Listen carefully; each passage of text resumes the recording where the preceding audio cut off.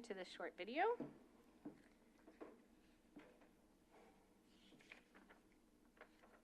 This meeting will be conducted as a Zoom webinar to allow for public participation and comments.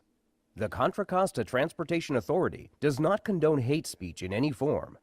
We continually strive to make life better for all members of our community and create an atmosphere where everyone feels a sense of safety and belonging.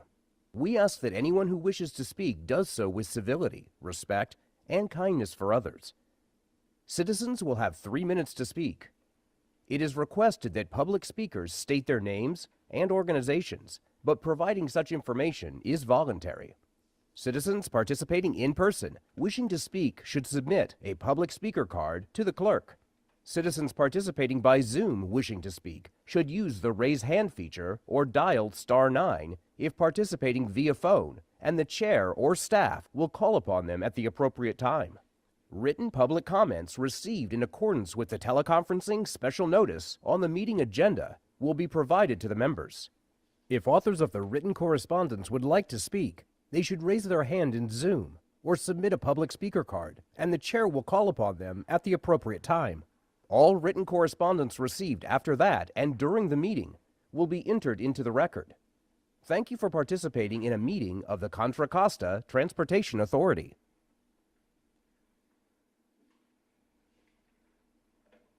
Okay.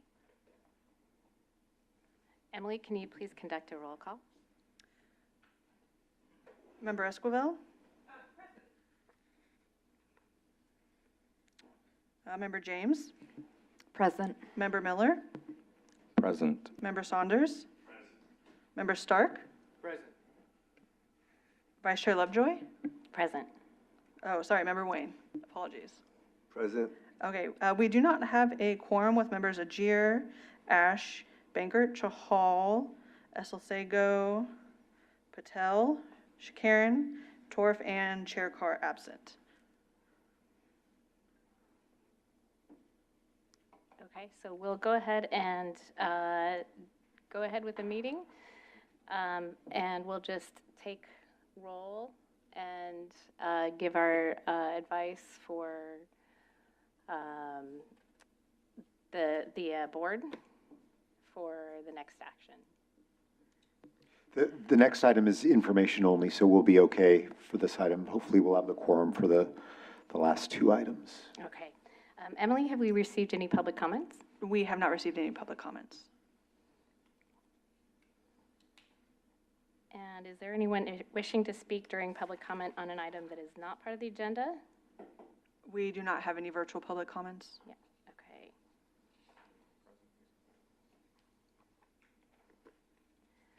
So we wanted to move the consent item to the end? Okay.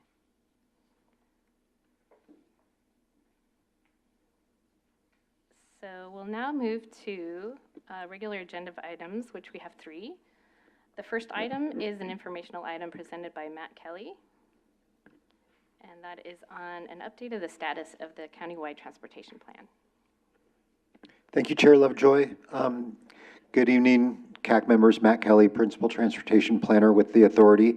I'm glad to be here tonight with our countywide transportation plan team. That includes John Huang, Director of Planning at CCTA over there, and our consultants from Ferrum Piers, Nate Conable and Bruno Latorra. They're going to walk us through the latest updates on the countywide transportation plan.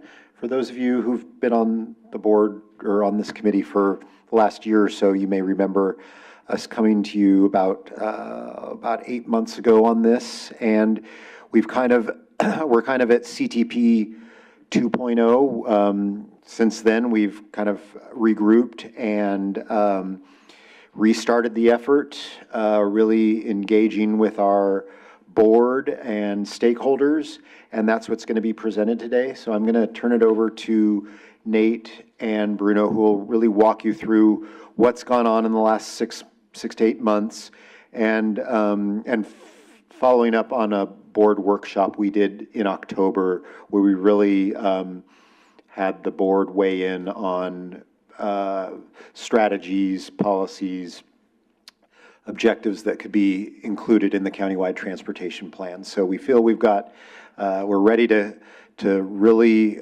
move into the meat of the CTP, but we want your input before we get to that point. So Nate, why don't you start things off? Hi, can you hear me? I'm Nate Conable with Fair and Peers out of our Oakland office, and I serve as the project manager, working with Matt and John on the CTP project, as well as a business plan that we're going to be putting together that focuses on implementation of the CTP. So we've got about 20, 30 slides to share with you tonight, and we'll try to get through them fairly quickly. I think the thought, if it's okay with you, is we'll kind of go through a section, then ask for feedback and discussion, and then go on to the next section and have that kind of a rhythm to make sure that we kind of stay within our allotted time.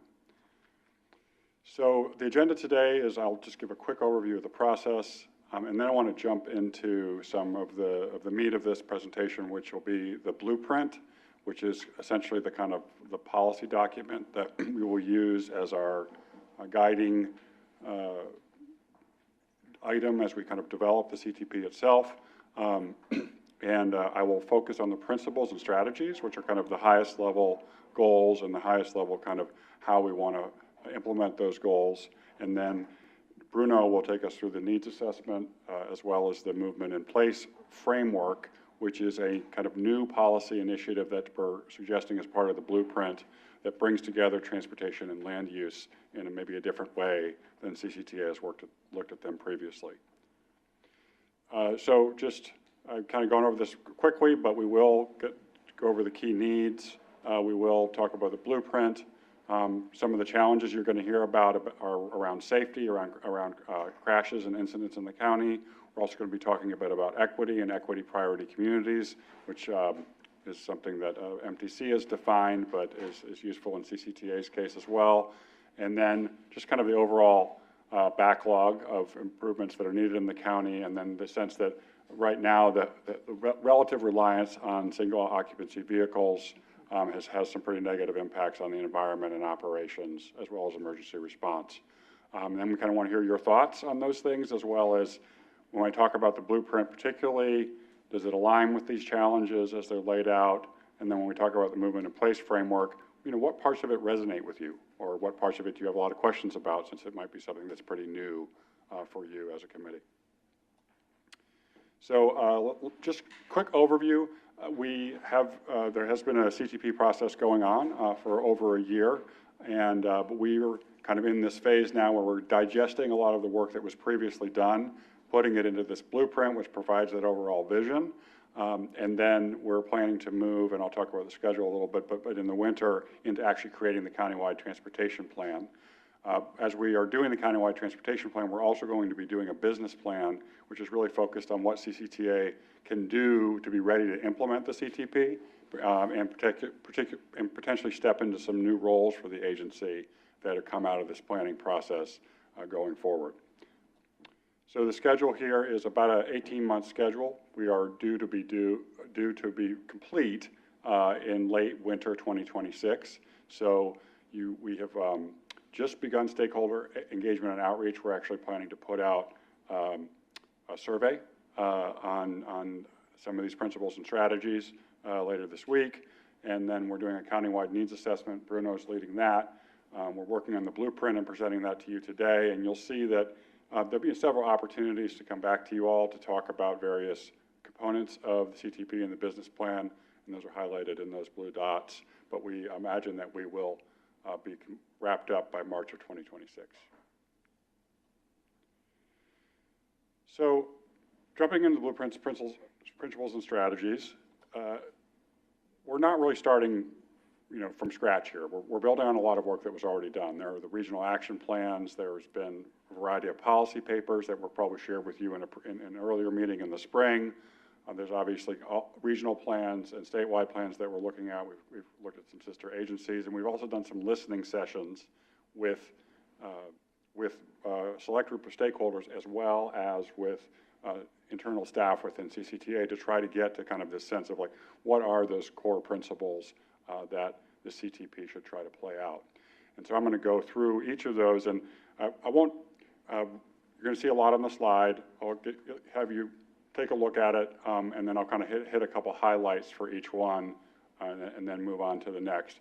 But before I do that, I want to have the, let's see, oh, now we went too far.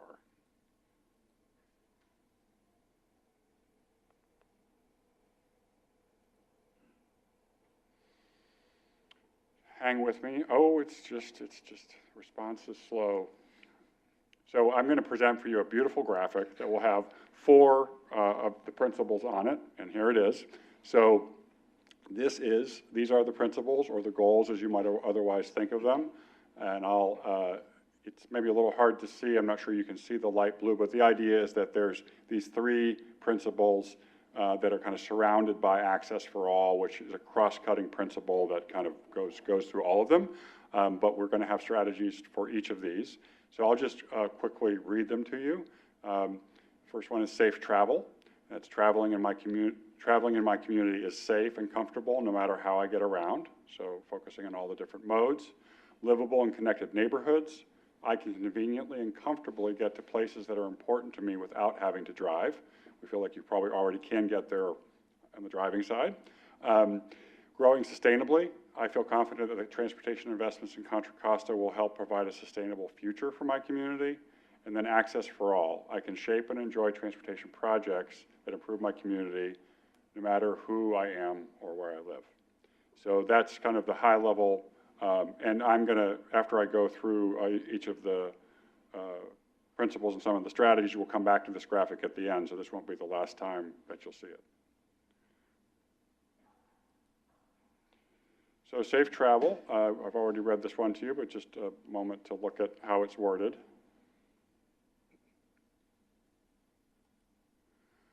And then we have 7 strategies under safe travel in our draft setup, and I'll just focus on a couple of these. One I think is, this is kind of based around the safe systems approach, which is kind of an approach that's become more widely adopted both at the federal highway level and the local level, of kind of looking at safety as kind of in a very comprehensive way, all the way from kind of, you know, funding decisions you make all the way down to how do you make sure emergency response is effective, how do you make sure that, you know, vehicles are getting lighter and, you know, over time so that crashes have less kinetic energy. But one I wanted to focus with you on in terms of a strategy is setting context-appropriate speed limits, because one of the major contributors to injuries and severe injuries and collisions is vehicle speed. And so throughout best practice right now is to kind of think about the context, like what's going on the road, what are the modal priorities, what's around it, and then maybe rethink what the speed should be. So as a strategy, that would kind of play it a bit into the movement in place framework, which Bruno will talk more about, but it would be more of a proactive stance of CCTA saying, hey, we're invested in trying to work with local agencies to set these context-appropriate speed limits, which in many cases would probably be reducing the speed, you know, from what it might currently be today. So that would be an example of one of the strategies. Another one, number 5, is that, you know, there's lots of different types of transportation projects, but every transportation project would be evaluated to see if it could have a safety component, even if that wasn't the impetus for doing the project. You know, it's maybe a resurfacing, or you're doing an intersection project for capacity reasons or whatever, but looking at, can we incorporate some safety elements in that? So we're always trying to do that with any project that CCTA is helping fund or plan. So that's just a couple of examples. Like this, I think this could play out, you know, in evaluating all projects for safety improvements. You might, as I said, see some kind of a repaving project where there might be an opportunity to put in a buffered bike lane, or even if that wasn't necessarily the intention of the project initially, you could do that, and that could increase safety just through. So that's the safe travel principle. I'm going to move on and talk about the next one. Livable and connected neighborhoods. So this is really gets into a lot of the investments in accessibility and connectivity between neighborhoods and within activity centers in the county. So quite a wide range of strategies here. But they kind of fall into some prioritization and having clarity that there are modal priorities and functional priorities on streets. And so I think in having kind of a logic to that pulls that together for, when we talk about the movement and place framework, it'll talk about how you can think about what does the street do and what does the place do, and trying to bring those together in terms of setting those priorities.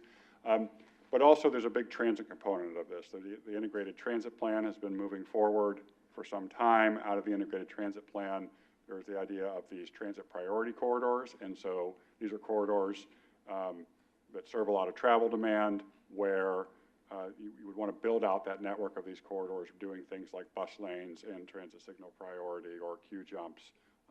So that would be a kind of transit side piece of it. And then there's a part of it that also just wants to focus on investing in transportation in places where growth is either already there or growth is planned to happen, so that you're using those limited transportation dollars to really focus on the areas where the most activity is, and trying to get a lot of bang for your buck there. All right, Access for All. We talked about this as a kind of the overarching principle. It's the simplest one in terms of strategies at this point. It's got 4 strategies.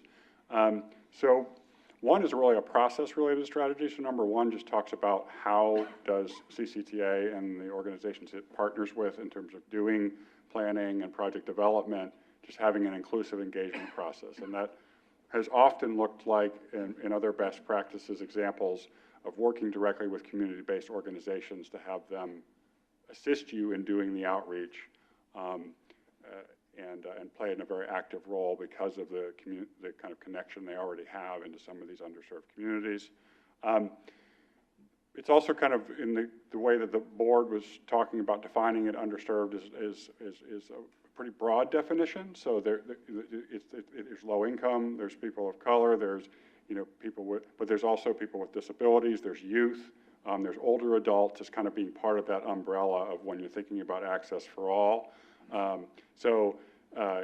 This might look like a Safe Routes to School program, or continuing to fund improvements around grade schools and elementary schools, but there's also kind of a component of it that is intentionally around making sure that you're investing in underserved communities. In this case, kind of the definition in that sense has been the equity priority communities, which is a designation that MTC, the regional planning agency, puts together, but making sure that you're targeting investment to those communities to make sure that their mobility needs are prioritized. And I'm almost to the point where you all can jump in. Just one more strategy here, which is growing sustainably, or principle. But the strategies, this gets at the idea of climate resiliency, VMT mitigation. And so you'll see, for example, one example here is wanting to integrate resilient and adaptive design elements into infrastructure projects. So this could be like bioswales or street trees or things that will help with heat or help with drainage, and making sure you're kind of using the best practice and incorporating to those rather than just kind of doing a more basic approach to the infrastructure. This could also look at ways to we know there's highway congestion, we know there's bottlenecks and things that would need to be addressed through the CTP, but trying to do it without adding new capacity, because new capacity has historically then just encouraged more people to drive, which creates more and creates more pollution, and it's just kind of this unending cycle. So that's a couple of the ideas of the strategies around growing sustainably. And with that, we are back. The slide deck doesn't like to pull up this slide. To our 4 principles, but we're back to I would like to open it up to discussion, questions. I can obviously go back to any of the slides and drill in on a strategy, or just general thoughts about this framework.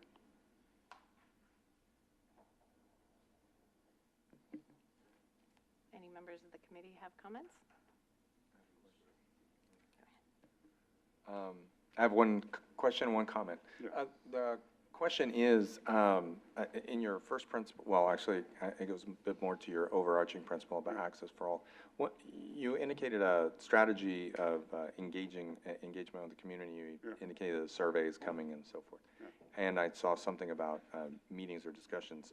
Can you just go very briefly over, the public is difficult to engage these days. They don't pick up the phone, they don't, Yep. you know, and I just wondered if you have some, you're so organized in all of this stuff. Yep. I'd really be interested in hearing what your strategies are to maximize some of that engagement. Yeah, no, that's a great question. And so just in an kind of overarching thing, there's the plan to do 3 phases of engagement during the CTP process. And so we're moving into the first phase, which is starting with the survey, but we'll also have a series of stakeholder meetings. Other strategies we're planning to employ through the phases are certainly doing focus groups. And we are planning to connect with community-based organizations to have them help us kind of advertise and kind of get the word out, use kind of some of their, you know, relationships and credibility to say, hey, this is something that it's really important. Leverage the infrastructure that's already there. That's already there. We'll obviously have a website, which is not a perfect thing, but it's an avenue as well. And then we will have pop-up events. So we're going to try to go to people where they are rather than saying, hey, come to the CCTA boardroom. We're going to be like, there's a festival going on in Oakley, and we're going to go to the festival and have a table and see if we can draw people in. So that'll be another strategy that we'll kind of employ within the overall 3 phases of engagement. So those are the things that we're currently thinking about, but it will evolve, given that it's an 18-month project. We'll probably continue. And there has been some thought about doing something where we try to at least have one thing that's kind of interactive and kind of gamified, where we try to get people to interact with something where they can play around with funding priorities or a pot of money, and it's a little bit more. But that would probably come in one of the later phases when we have more of hey, here's the things in the CTP we're choosing between. How would you choose, kind of thing. Yeah, I saw some strategies used during the housing. The housing cycle, I can't remember the full name of it right now, but anyway, during the housing cycle where people were asked to sort of if you had 8,000 units, you had to allocate, where would you, which of these areas would you put them in and so forth. That type of thing where you can get that kind of people thing. Well, and of course, it has the added advantage of making people appreciate how difficult the challenge is before you, which is kind of self-serving, but that's fine, that's good. It's good for them to know that it's not easy. And then, so I said one question, one comment. That was the one question. The one comment was, in the growing sustainably part, something that, well, there was a statement, one of the bullets on there was something along the lines of limit some kind of growth in already urbanized areas or something like that, or housing or something. Anyway, this is where I just kind of want to feedback some of my priority or thought on this is just one of the things that makes, I guess, some of the European villages and so forth work a little bit better is making sure that you're killing some of the VMT by making sure that all the essential services that people are going to have on a recurring basis, I'm going to use groceries as the obvious one, are that you don't go too far before there's another one of those things happening. And so the limit the development thing, I guess, it hit me a little bit wrong, but I was just going to feedback you want certain kinds of development, and even it would be the drum I never stop beating around here, which is futile, but it's just that jobs need to be sprinkled in, so people, we've turned the Bay Area into a bedroom community in the East Bay, and then everybody's driving to jobs in the South Bay and the city. So to the extent that any kind of piece could be in there in the growing sustainably that says encourage economic development, job creation in areas of high residence or whatever, which would be desirable. That's my comment, and I appreciate your time. Thank you. Thank you. Appreciate it. Member Saunders? So I live in Moraga, which is pretty rural and very different, Richmond or some of the, downtown Concord and stuff like that. But I guess the speed limit thing I think is interesting. clearly, I think there are times when speed limits are more important than other times. And I wonder if with technology, you know, variable speeds are kind of, would be allowed or, you know, could be put in place now.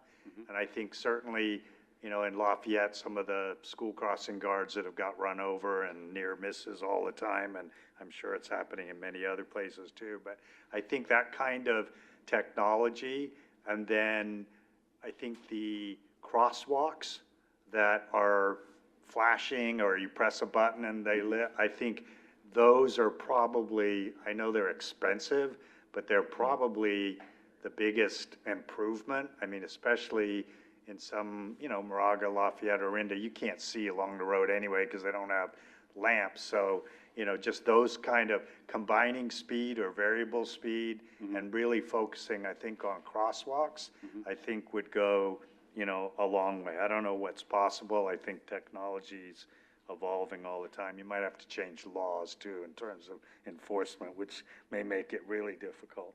I think another comment, just the high-frequency transit. I mean, clearly in heavy urban areas, I think it's very different than, again, where I am. I take the bus if I'm going to the airport, but it is a chore and a half to wait for the bus, walk down to the bus, and, you know, I think if they could improve that service, I think you'd get a lot more people at least trying to do it or trying to go out, you know, kind of thing. Right now, you know, if it's dark, basically there's nothing happening anymore. Nobody's riding it. And then I think on the housing front, which I think is, you know, some of the things that tie into everything, is there's some level of education or consensus building that I think needs to go on. Everybody fights everything. And I mean, it doesn't matter what it is. I mean, she likes it, I don't like it, so we fight kind of thing. And somewhere along the line, we have to have more housing. We've got to make it cheaper. We got to make it denser. And I think as part of a, you know, a 40-year plan or 30-year plan, whatever this is, there's some level of bringing the community together that they need to understand some of those benefits. I have no idea how you do it, but I hate it when something good is about to happen and then somebody starts fighting it and it delays it for, you know, a bunch of years. And then I think just I think the last thing, sort of congestion, you talk about the freeway congestion, and I would also say the congestion on some of the main arteries. I think schools, at least in our area, are one of the biggest challenges. I mean, it is just a nightmare. You know, something that should take 10 minutes can take 25 or 30 minutes. And that's, I think, a coordination kind of thing. School buses, you know, getting people to carpool instead of every kid in Moraga with a BMW driving to Camp Holindo High School kind of thing. So I think there's a lot of that kind of small things of, you know, trying to improve that. I think the street lighting program that I think we're already working on, I see that, you know, smart things, you know, turning signals on, knowing when to change them, you know, all of those kinds of things I think work. And then what they're going to do just out here, getting rid of the weaves. I mean, sometimes you don't need more lanes. You just need these little overpasses and things that you're going to do out here that I think will make huge difference and add capacity. So I think those are the things that are sort of important to me. So. Thank you, I appreciate that. Thank you. Can we go to the slide on a community supporting low income, like the bullet points? Access for all. Okay, for subsidies for low income. So I did want to second Member Sanders' comment about the frequency of the bus. And I think bullet 4, offer transportation assistance programs to low income. Yeah. So I did want to address that point. My comment is, I used to be low income and that does help if you subsidize, but however, I've noticed, even when I was low income, I would rather have a car. So I know that there's a difference for some people when they don't have the $1.50 to get on the bus. But the minute you get $300, you go and get a car. So why is that? It's because we want the value. So being low income, I'd rather have the value, the safety, the frequency, even for low income. And it's just that what I see is we do have to pay for transportation, and fares is part of funding transportation. And if I was everyone who drives transportation, I'd rather have a valuable, awesome transportation system that I'd want to go to. It's kind of like a Cadillac. Even poor people want a Cadillac. Can we make transportation reliable, and have more service? So I think that if we focus on providing subsidies to low income, I mean, I don't want to be negative. I'd rather provide service, good, safe service for women, especially for low income, and I think that would really serve value.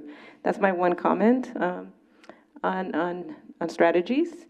And then my second comment on safety, I think it's important. So it was more like a question, and looking at it as a car driver, and if we care about safety, it never hit me I do like to drive 80 miles an hour because I can get there every time. But you're telling me I have to go slow? Why? Is it to save my life? Oh, okay. So maybe if we put signs on the road, save your life, so maybe so you're saying lower the speed limit? Oh, so there's a speed limit where my probability, if I hit somebody, if I get into an accident, there's a speed limit where I'm going to probably be severely damaged. You should put that on. And/or damage the person you hit. Okay, And so, then maybe putting that on the freeway for a person like me, save a life, drive 65 to save lives. That's the message. I didn't get that. I'm sorry, your presentation pointed that out. But when you're driving on the freeway, we just don't see it. And maybe if California say save lives, a better message, but that's my comment on safety to support that. And then if we go back to the beautiful graphic, so the strategy is to improve transportation internally. Oh, the beautiful graphic. Yeah, it's from your- Oh, it takes, okay, takes a sorry. lot of- this is Okay, so, too beautiful. Yeah, so the only comment is, it's inward looking, and yes, Contra Costa is an awesome county. We do care about transportation, but it's inward looking, and we should improve internally. But then it's not outward looking connectivity to the rest of the Bay Area in terms of the overall strategy. Thank you. That's it. Thank you, appreciate it.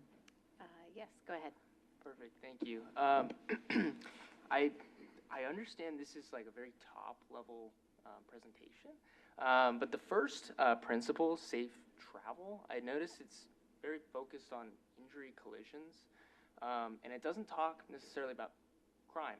For example, the stigma of crime on public transportation, right? Whether or not it is a stigma, or if there is, the rates are high or low, and I don't know if CCTA is interested in, conducting a study and showing us the data, because personally, I'm not going to send my wife on a bus to the airport, in part maybe because of the possible crime, or BART for that matter. I know BART deals with crime, and they sort of fall under the CCTA as well, in a weird way. Can you kind of address that? Are you guys focused on that? We don't currently have a principle that is focused on like security. It's kind of like like personal safety / security, which I think is what you're getting at. And I think it's a very fair point. It's definitely something that a lot of particularly transit agencies are working on right now. And I think transit agencies also feel like they don't have 100% control over it, because part of it has to do with what is the environment and within which they're functioning. But I think it's a very fair comment to say that CCTA could consider having a strategy under safety that relates to doing what they can to work with transit agencies and cities to improve security on transit in particular. Sure. I think it would have an added benefit to even ridership, just people knowing that it's safe. Yeah. But anyway, that's it.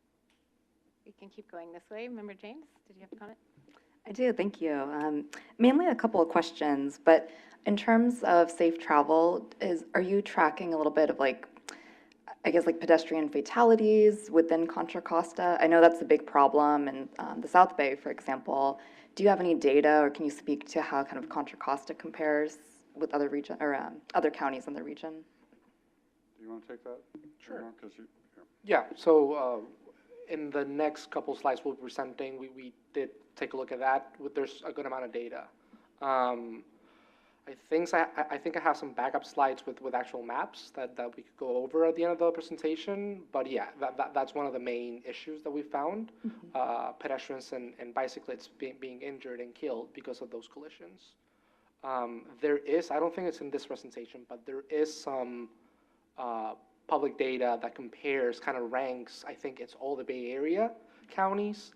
I don't have the data on the top of my head, but there is that data, and from what I remember, Contra Costa County is kind of like in the average. It's not, in terms of bike and pet collisions and severe injuries, it's kind of like in the middle of the row. Yeah. Do you, like, as a follow-up to that, then do you have a sense of like hot spots within Contra Costa, like cities, or will that be in the slides? Yes. We'll go over it, but so I think West and Central County are the main hotspots. It's still all over the county is happening, and it's still far away from the Vision Zero goals that CCTA has. So yeah, but we'll there's a slide that addresses that. Okay, great. yeah, we've got some data, and the county also has a high injury network, which they kind of defines the portion of the system where like a disproportionate number of the severe and killed collisions occur, which is kind of it's a hotspot network essentially that they can use to like then prioritize decisions about funding to say, well, if it's on the high injury network, you know, we're going to prioritize that because that we know that that's an area where it's more dangerous. Great, thank you. And then one more question for you. So I know the topic of transit agencies dealing with, revenue shortfalls is a big topic these days, and I was curious how CCTA is thinking about that in terms of, this overall plan. It's not something we've really gotten into at the strategy level. I think it's a totally fair question about whether CCTA sees a role for itself in trying to help resolve some of those financial issues. So I think a good comment, and we can take that back and think about it. Great, thank you. We'll continue around the room this way. Member Shakirin, did you have any comments or questions? No, thank you. I have a question. I think we're discussing underserved communities. So how exactly are you all addressing the gaps in, public transport accessibility for the underserved communities? Yeah, that's helpful. So there's a parallel planning process going on, which you're probably aware of, called the Integrated Transit Plan, which is really the transit-focused, essentially what we're doing in the CTP is kind of bringing in those recommendations. And they're doing a few things. I mean, one is that they've identified these transit priority corridors. So in some of those, are kind of trying to address areas where there's gaps.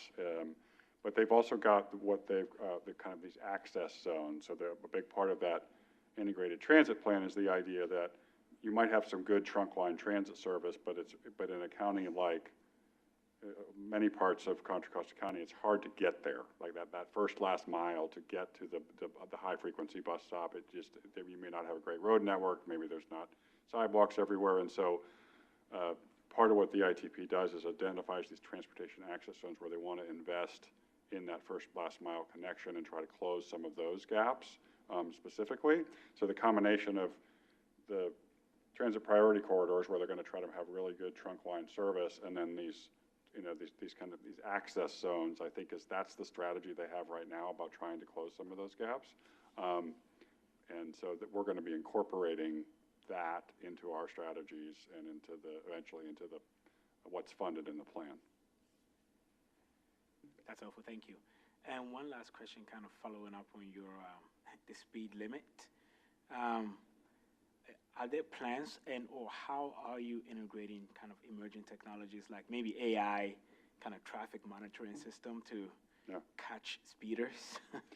Yeah, I mean, there certainly are devices and ways with technology, but I think you know, the issue has been kind of political acceptance of automated enforcement, right? And so that's kind of gone back and forth at the state level. I think it's getting to the point where it's going to be able something you can do again.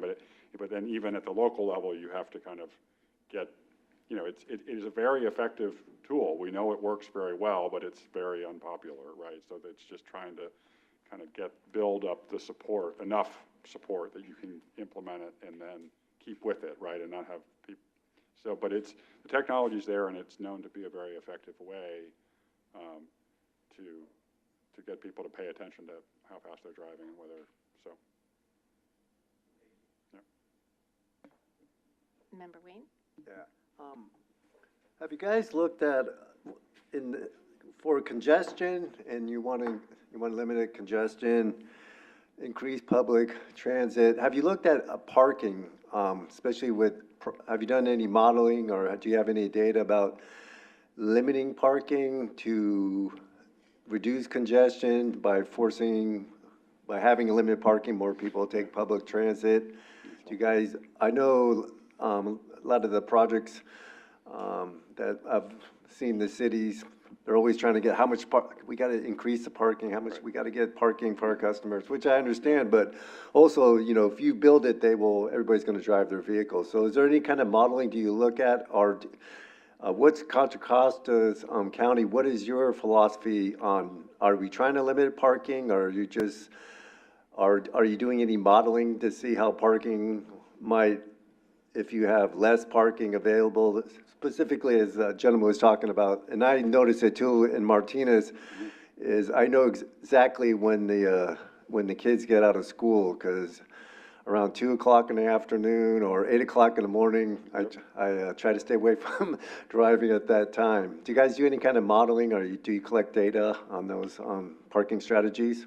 I mean, in the general sense of research and development, we do, and you know, you're right spot on that, you know, one of the greatest ways to discourage driving is to price parking.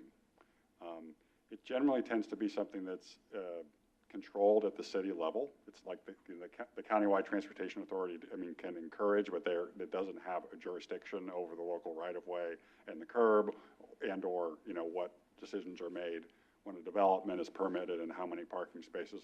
Generally, what's been happening at the state policy level, particularly for corridors that are well served by multimodal transportation, is that they're giving lots of flexibility, or even really discouraging copious parking associated with development, but the implementation of it is almost all at the city level.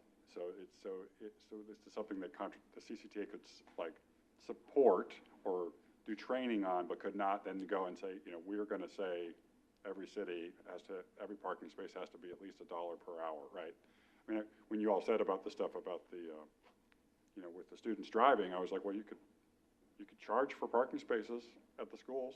You know, the school districts, you know, could do that, right? It would probably make less people want to carpool to, you know, but it's not. So what I'm saying is the data is there. We're not planning to do. We have the capability to do some modeling of it. So if there was a decision made and all the cities were in support of, you know, an aggressive parking pricing policy, we have tools where we could basically look at how that would affect how much people would drive in particular corridors in kind of an aggregate way. So we do have that tool available to us, but it's, you know, it would have to be paired with kind of local policy that would support it. What about traffic demand management measures? Do you guys have a incentive or try to work with the cities to, like, if there's a mall, let's say they're going to build a mall, to have passes for employees, bus passes, and require that for? Yep. Do you have those? So there is a strategy within the sustainability, the growing sustainably strategy, that is specifically about transportation demand management and trying to encourage those types of programs. So that we do have a strategy on that. All right, thanks. That's all. Okay, I just have a couple questions, comments. So in the sustainability aspect of your modeling, I know there's quite a few strategies to get transportation more viable and more accessible. I haven't heard a whole lot about construction measures, and I know that's a huge area of greenhouse gas emissions, you know, particularly cement and asphalt, construction waste. Yeah. Are there any parameters that you can put on the RFPs as that gets pushed out, or put that into the planning strategy? It's definitely not an area of my expertise in terms of kind of, I agree with you that the construction is a source of greenhouse emissions, no doubt. In terms of like what, like CCTA specifically could do to try to like make certain requirements, I would theorize that there's a balance between doing that and then the cost of the project, right? Because I'm assuming like that the cheaper methods probably emit more, the more sustainable methods. But, you know, certainly some agencies that have a significant construction program, you know, will adopt some sets of guidelines, you know, and it can be like locally sourcing materials too, like trying to not be, you know, getting everything that's being shipped overseas, but can you get it? Like there's a variety of things there. So it's certainly theoretically possible, but I think there's a cost component and just like a feasibility component. So, and I don't know if, Matt, if on, you know, previous construction projects you all have led, like, you know, Caldecott Tunnel or whatever, if there's been anything related to that. Just in terms of just trying to be like as sustainable as you can in the construction practices. I'd have to check with our construction manager. I'd have to say probably not back then, but today I think we're probably incorporating more, but it's fair game, I would say, for the plan. Okay. So, yeah, I think the real big challenge here is changing behavior and making alternative transportation attractive, more attractive than a car, which is hard to do. Along the lines of the school issues, so I know that there's a Safe Routes to School program, and I'm wondering if the members would be interested in possibly getting a presentation on that. Yeah. Is that something we could have? Okay, great. Emily, do we have any, have we received any public comments written? Oh, we got more. Yeah. All right, let's go. Bring it on. This has been great, though. You all were so engaged. So hopefully, yeah. So Bruno's going to take us through another 6 to 8 slides, and then we'll have another discussion moment. So thank you for your time. Yes, thanks for all the comments. I'll present you a quick version of the main findings and highlights from our needs assessment. And then I will talk about this movement in place framework that Nate has been referring to. Okay, so the base of our analysis, as Nate was mentioning, is really all the studies conducted by CCTA and other agencies. And we've been mainly covering safety studies, active transportation, and transit. And we're also in the process of analyzing some freight data as well as land use data. And we have divided these outcomes in 4 categories that, as you can see, are pretty similar to the principles that we have just presented, which are safety, connectivity, equity, and sustainability. So for the interest of time, I'm not going to go too deep into the details of each of one of them, but I'm going to be presenting some of the key takeaways and conclusions from these 4 topics. So in terms of safety, we identified safety as a key issue, as fatal and serious injuries, as we were just talking about, are too high around the county. These rates are especially high in Central and West County, but really all around the county that this is happening, and this really makes the county be far away from the Vision Zero goals set by CCTA. Then in terms of connectivity, we found that the active transportation and the transit connectivity is still a work in progress. Only 1/3 of the bike backbone network identified by CCTA has been built out, And there's still gaps in the transit network, both at a local level, but also at a regional level, especially when thinking about how people in the county are connecting to job centers. In terms of equity, we found that equity prayer communities, or EPCs, face challenges that are related to safety, transit, job access, and air quality. As for example, these communities and other underserved communities own less cars than the rest of the population, and also their their impact in terms of they experience higher collision rates than the rest of the population. And finally, in terms of sustainability, we identified needs regarding how climate change and high reliance on private vehicles have negative impacts on achieving greenhouse gases and VMT goals set by the state. So in the context of these needs that we found and we've been talking about, we're proposing this movement in place framework.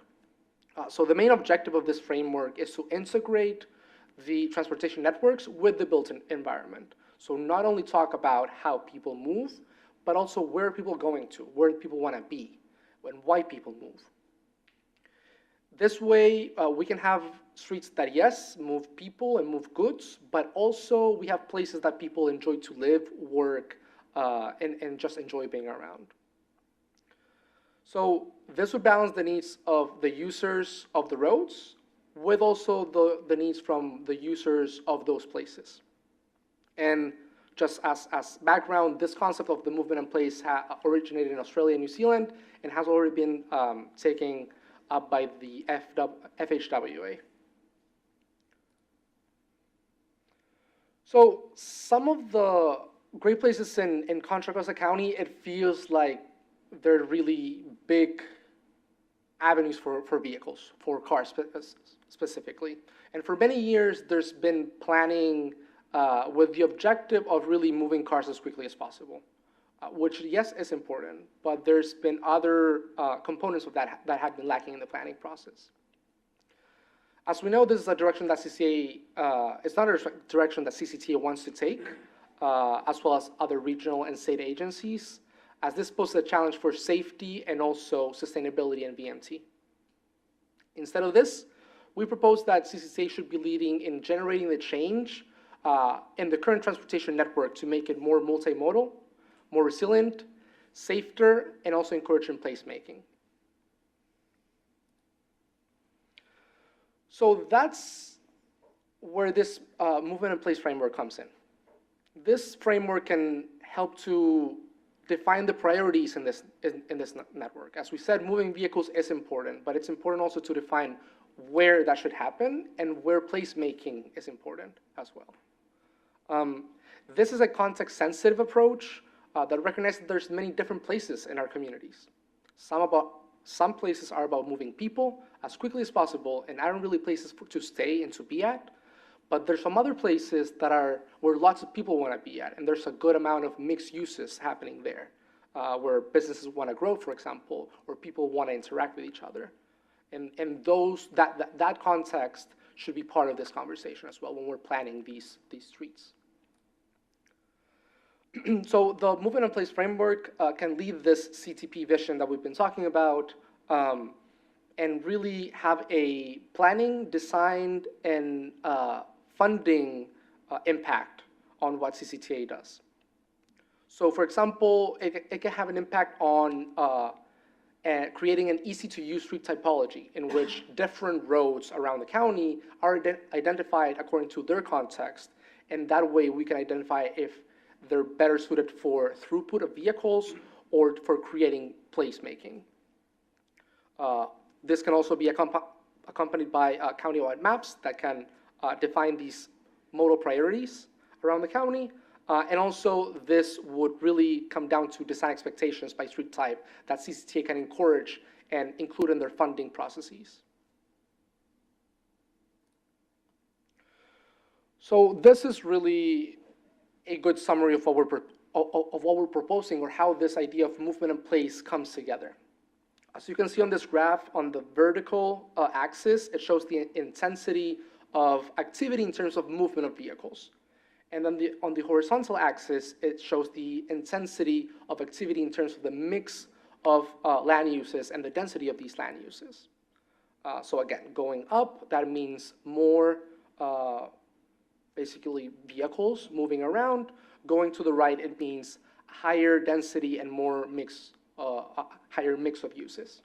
So for example, on the top right corner, you can see what we have defined as core streets, for example, such as 23rd Street in Richmond, which have a high intensity of both movement and place. Then moving down on the vertical axis, we find our place streets, which are arterials that go through these places of significance that have a high intensity of uses and mix of uses, but maybe a lower intensity when it comes to moving vehicles. On the opposite side of the graph, we have our connector streets. This is basically the opposite, right? We have a higher concentration of vehicles, of movement wanting to go through that street, and maybe a lesser placemaking component. And then all the other streets and places around the county is what we have defined as neighborhood street. These streets would have a lesser both intensity of activity in terms of movement and of place. So we can use this framework, like I mentioned, to set design expectations for all these streets. And this is an example, right? So some of the design expectations can be, like Nate was talking about, target speeds, right? In the case of place streets, maybe we're talking 25 miles per hour, as these streets should be more focused on placemaking and not really on throughput of vehicles. Then we can have also design expectations around modal priorities. What is the mode that should really get top priority in these streets? If we're talking about moving vehicles as quickly as fast as possible, then maybe the car is the priority on those streets. But if we're talking about placemaking, maybe that's where walking and biking take a bigger role. And then, for example, on those streets, on the core streets, which have both a high intensity of movement and on place, maybe we're looking at a multimodal solution, and maybe we're looking at transit to play a bigger role in that. And then we can also set expectations when it comes to infrastructure. For example, bike and ped infrastructure, installing crosswalks, installing race intersections. So before we wrap up, we want to know what you think about this. We have a couple of questions that we would like to get your input on, which is, does this framework make sense to you? And do you see it making sense in the context of those needs that we have identified? But also, we know there's a bit of a PR component to it, because does the average resident of Contra Costa County, would this make sense to them, right? When we talk about changing speed limits, for example, or changing priorities, modal priorities in the different streets of the county. So how would you recommend, for example, that we move forward talking about this, and what would you like to see us focusing as kind of like a next step in this process?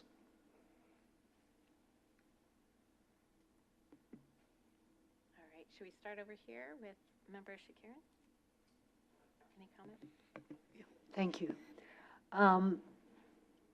I think like any other widespread big countywide project, probably we should start with having citizen inputs. Now, whether by having, forums, town hall meetings, based on my experience, and I'm sure a lot of people here, is that the sooner we involve the stakeholders, the better it is.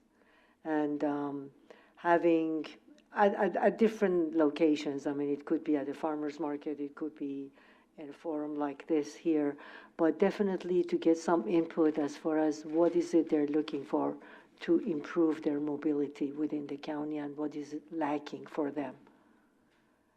So I would definitely be all on board with having the stakeholders' input sooner rather than later. Thank you.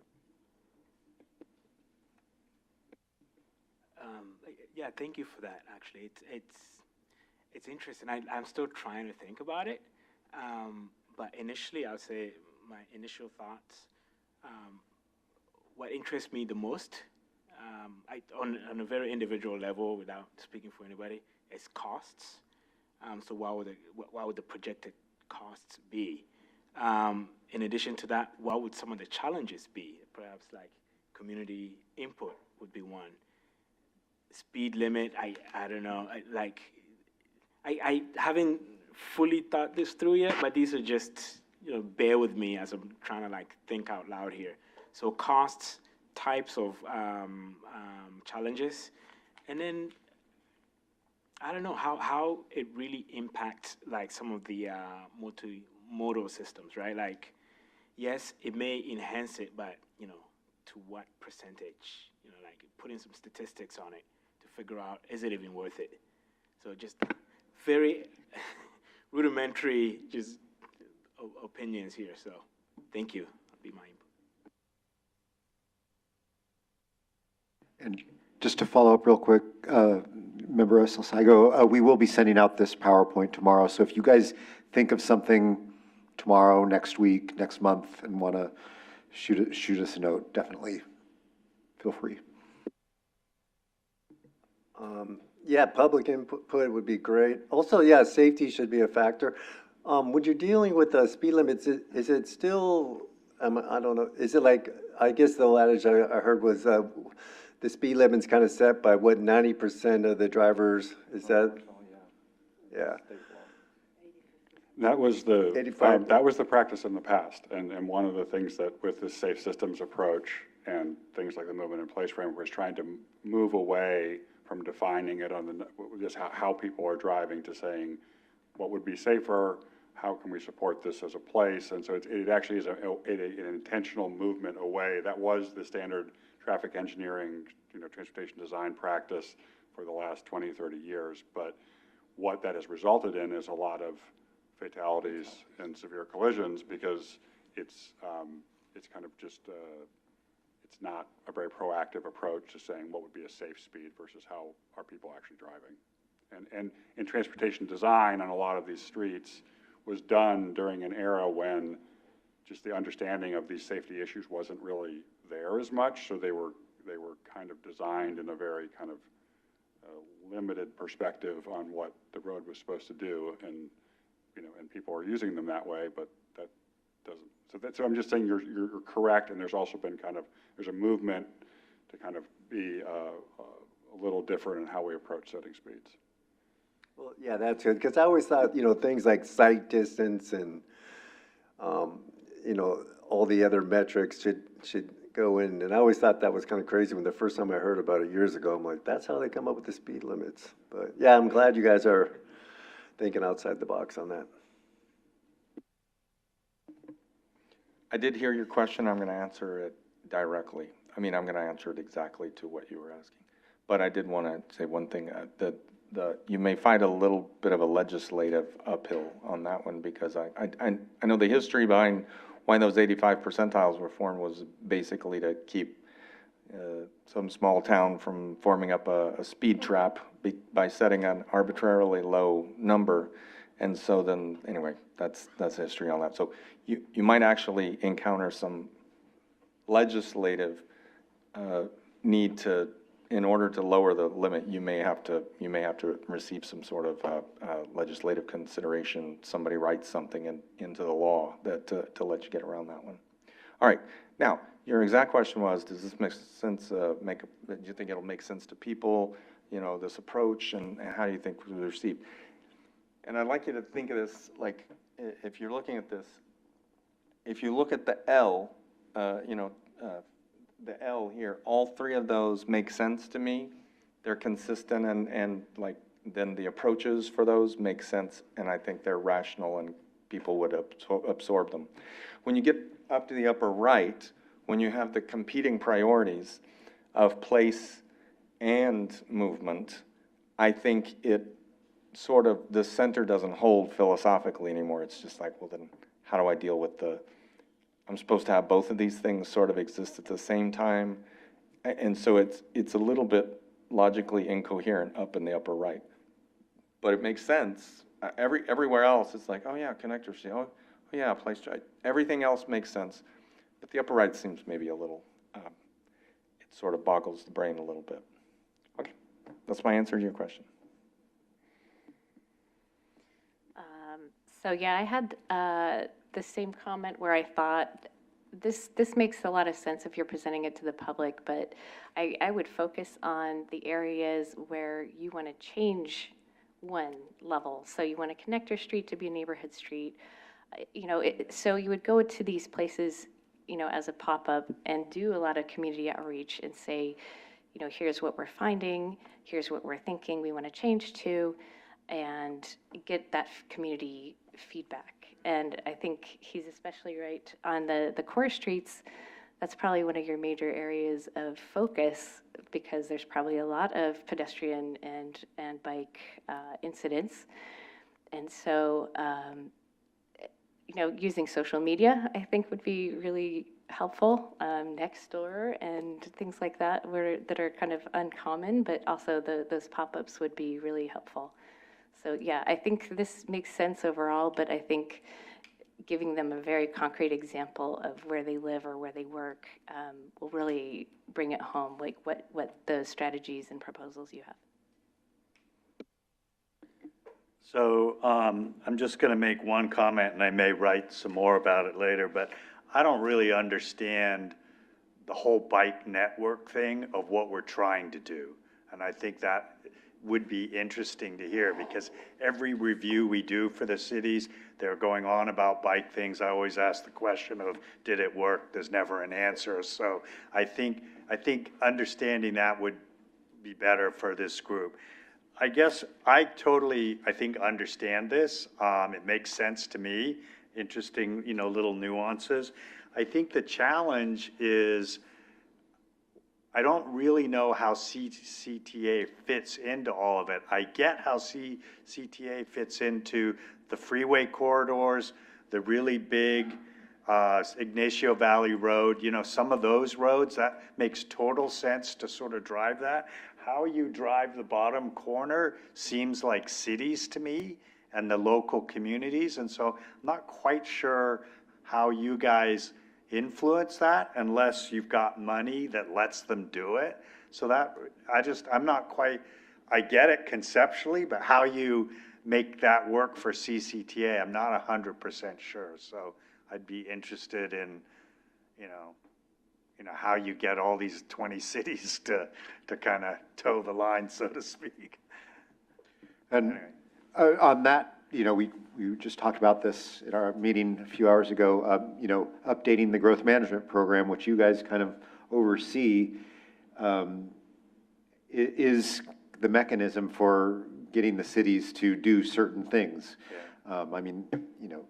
It takes a lot to change the growth management program and add new requirements. And right now, the checklist, has 12 requirements.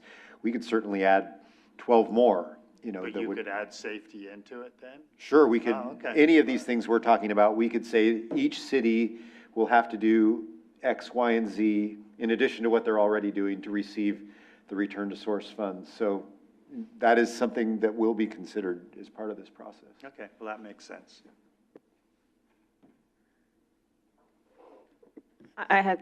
Member Sanders, I had the exact same question, so thank you for explaining it. So it does make sense. This seems really aggressive, so I feel like you almost have to toll all the roads.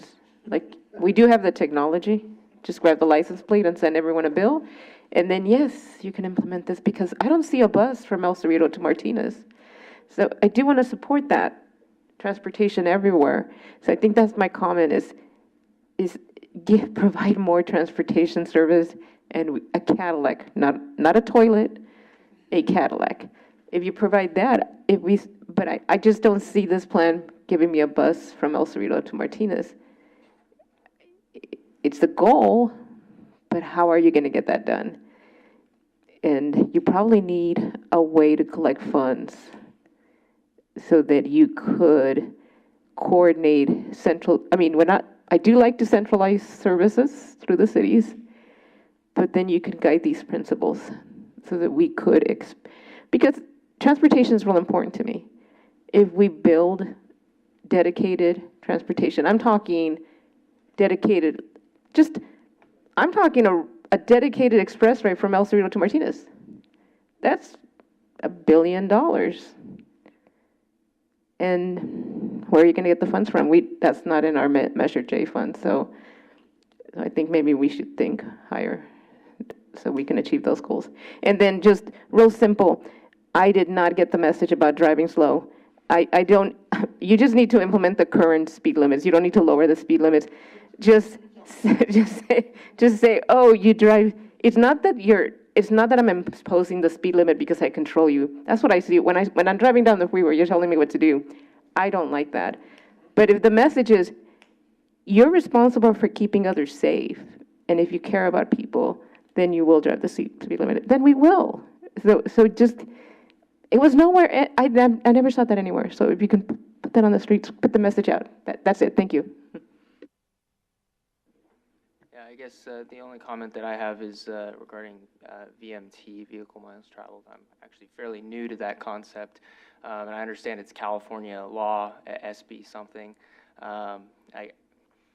Experiencing our sort of conversation over the weave that was just implemented, we referred to that earlier. I know that VMT play a huge role because it has a massive cost, and so just, you know, maybe I speak for myself, but it's a little frustrating knowing that that VMT has such a huge significance on what we decide to do when it comes to our transportation. Specifically, I'm sitting in traffic. The last thing I'm thinking of is my VMT. I'm trying to get home. So, I mean, that's just my comment. Maybe, you know, CCTA could explain, you know, the VMT sounds so arbitrary. Explain exactly how we're, you know, protecting the environment, sustainability, things like that. Also, you know, where is the math? You know, at what point do we value VMT over, you know, adding a lane? That's just my comment. I know it's not my turn to speak, but I just want to say something, which again is me banging the hammer.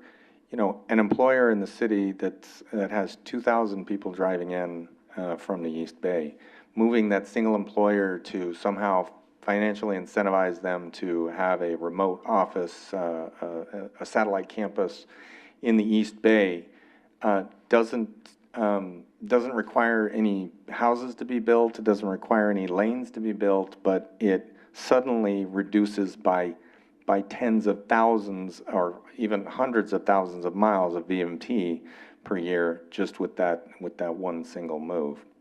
That's really, I just see that's where the lever arm really gets thrown and makes huge differences.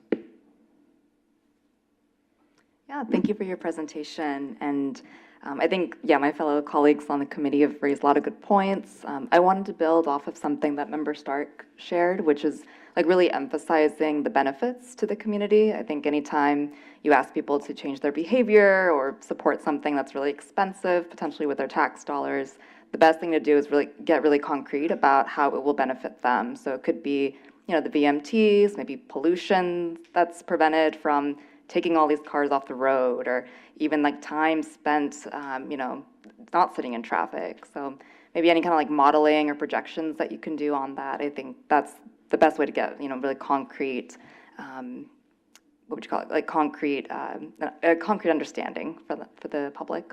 And then also just tapping into like any CBOs and any like connections that cities have within their individual communities. I think that would be a great way to get public input, especially, you know, focus on like equity as well.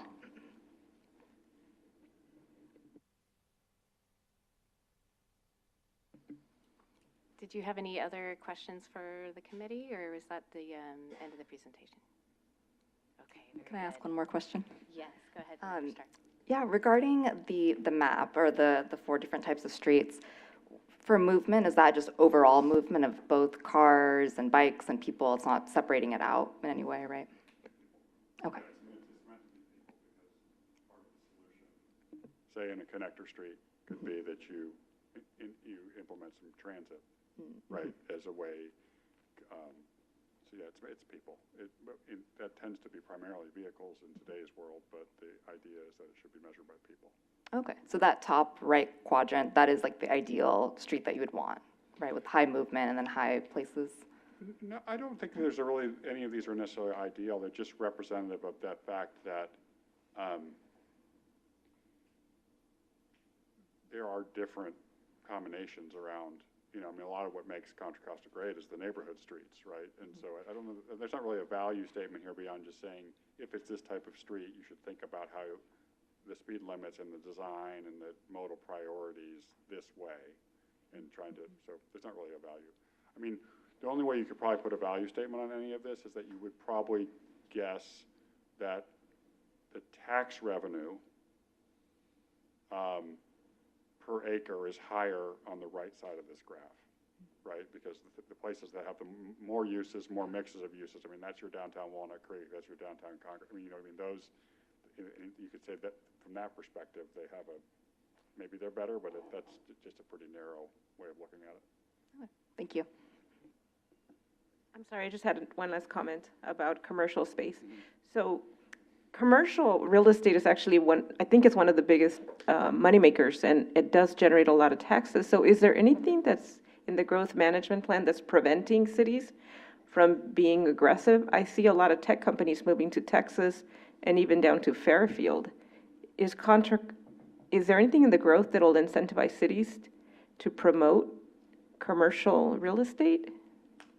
I know that in El Cerrito we don't have the space, but Concord, this side of the city would be great to have, to be really aggressively pursuing the tech companies. Currently, we don't have anything in place like that. Yeah. My comment is maybe we should explicitly for the money. Okay, thank you. That was it. Okay, it looks like we had a really lively discussion. Emily, do we have any written comments? We do not have any public comments. And is there any members online who would like to speak from the public? There are no virtual public comments. Okay. So thank you so much for your presentation.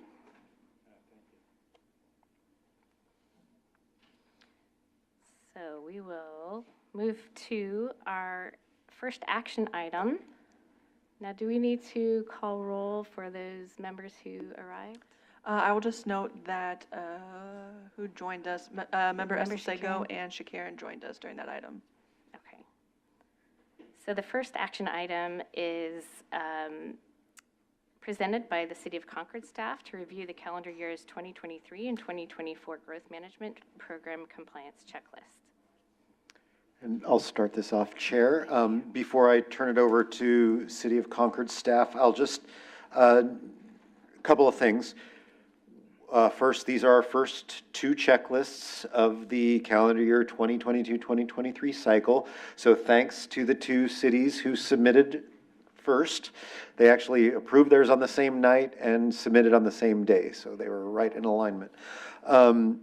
And I don't know if you noticed, but in your in the agenda, we had previously had just put a very short blurb. Concord staff will present their checklist. We decided to add a little more information to your blurb so you at least know how much money you are recommending be transmitted to the jurisdiction presenting. Before, you were kind of clueless as to how much money they were actually, your approval, meant to the city. So now we've added that information to the recommendation, and we've added an actual recommendation as well. So we give you a little more information, and we're considering adding more information as well to your packets, so you guys have more to go off of. But anyway, just wanted to note that. And I'll also note this, as I always do when we have new staff presenting checklists. Both jurisdictions have new staff in place, which is, sometimes the case when we reach a new cycle. There's turnover, so this is all their first time. So, just have that in the back of your mind. But I think they're all ready to address any questions you might have. So I'll start with the City of Concord, and I will turn it over to Aaron Elias and have him introduce fellow staff and kick off the presentation. Good evening. My name is Aaron Elias. I'm a Transportation Program Manager with the City of Concord in our Transportation Division. And with me I have Frank Abejo. He is a Principal Planner with our Planning Division. And today we're going to go over our Growth Management Program in 22-23 and kind of what Concord's been up to in those 2 calendar years. First, we'll start with the transportation perspective. So we were pretty active and continue to be pretty active in pursuing grant awards, especially for a wide variety of things, as we'll see. This one's focused more on our local roadway safety plan, which we passed in August of 22. This allows us to go after a lot of grant funding. So we've used it for things such as the Galindo Street Multimodal Corridor, where we got $3.3 million from an OBAG 3 grant, and the Willow Pass Road Bikeway Connector Project. That was a combination of OBAG 3 and Active Transportation Plan Cycle 6, which is another $3.6 million. Some of the transportation planning projects that we've been working on in the fall of 22, the Pine Hollow Road Complete Street Study was completed. Basically, when we go after, this allows us to go after grants for Pine Hollow itself, with the idea of converting it. There's a lot of schools. My kids will go there next year for the elementary school and the middle schools. Actually, 2 elementary schools along this route, a high school and a middle school, I believe. So the idea is lots of residential area people in that area, and looking at ways. And we have a study that shows us how we can make improvements for grant funding. One of the more recent projects we've gone after, and we just submitted on this one, was the Transit Monument Boulevard Trails to Transit project. We requested funding from both Regional Measure 3 and ATP. Unfortunately, we were declined for ATP, but we're still holding out hope for RM3 funding. With the goal of this project is to add a Class 1 bike path from where the Iron Horse comes in at Pleasant Hill near, I think it's Moore Lane.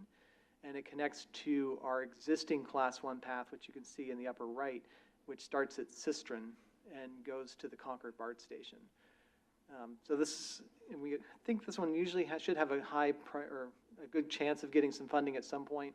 It's an MTC equity priority community, which really opens up a lot of funding possibilities. It's one of the challenges we have with the Pine Hollow Road. It's not in one of these, and a lot of the state funding is getting a lot tighter for things that aren't in equity priority communities. But we're still pursuing both of those. And from a long-range perspective, we really hope to tie in this Class 1 trail, basically. It's an exclusive 10-foot, at least 10-foot path for bikes and peds on one side of the road. Hopefully tie it between the Iron Horse up to our existing trail into the Concord BART station. And then more of a longer-term perspective is looking at moving that from Concord BART all the way up Galindo and Concord Boulevard through 242 and 680 and connecting over to, I think it's called the Grayson Trail in Pleasant Hill. So that's kind of long range, hoping to move it in that general direction. In June, we adopted our most recent capital improvement program. So the 2-year CIP budget is $90.3 million. I think this is our second highest budget. The previous one was the highest. So any of you who've driven through Concord lately, you've probably seen we've been doing a lot of paving projects. So this is going to continue. So the next 2 years has pavement maintenance projects for Farm Bureau to repave Diamond and Concord. And then there's always residential streets in there that we're also redoing. There are 2 bicycle, pedestrian, and ADA accessibility projects. Another area the Transportation Division is focused on is fiber installation. So this CIP has fiber along Oak Grove. We're really trying to build out our fiber network to make sure all of our signals are interconnected. There's also the Safe Streets for All Safety Action Plan that was part of this. And then part of the fiber connection is also doing an adaptive traffic signals on Willow Pass with the goal of hopefully improving traffic flow on Willow Pass through the adaptive traffic signals. So I think this will be one of our test runs for Willow Pass Road. Try it out, and then we can start using some of the fiber to potentially implement adaptive signals on other corridors in the city. More on the development project. Obviously, the Naval Weapons Station is a very large project and it's had many years. I mean, I've been working on it for 5 years myself. But this is the latest plan from Brookfield, so we do have a new developer, and you can find their sites. They're holding community outreach events at least once a quarter. But this is the latest plan. Heaviest concentration would be near the North Concord BART, which is kind of that darker purple. And then you're kind of, as you build out into the tail section, it gets a little less dense in there. But this is all mixed use. Don't quote me on the exact numbers, but we're looking something like 6 million square feet of commercial property in here. I think the total population is about a third of, again, the size of the city of Concord now. So it's somewhere around 2,300 acres we're trying to build out. So this will be a multi-decade process, but we're right in the middle of this planning. So we're on the third set of developers, which was approved in August 26th of last year. The Brookfield team, as the master developer now, they are moving along. I have high hopes for them. They're moving pretty quickly and seem to be doing well. Specific plan development right now is scheduled for Q2 of this year through Q3 of next year. The environmental document will occur after the end of the specific plan to document the environmental effects. That's supposed to end in Q2 of 26. And then the goal is to approve the EIR through Planning Commission in Q1 of 27 and City Council. That's a rough outline of the timeline of where we're at the moment.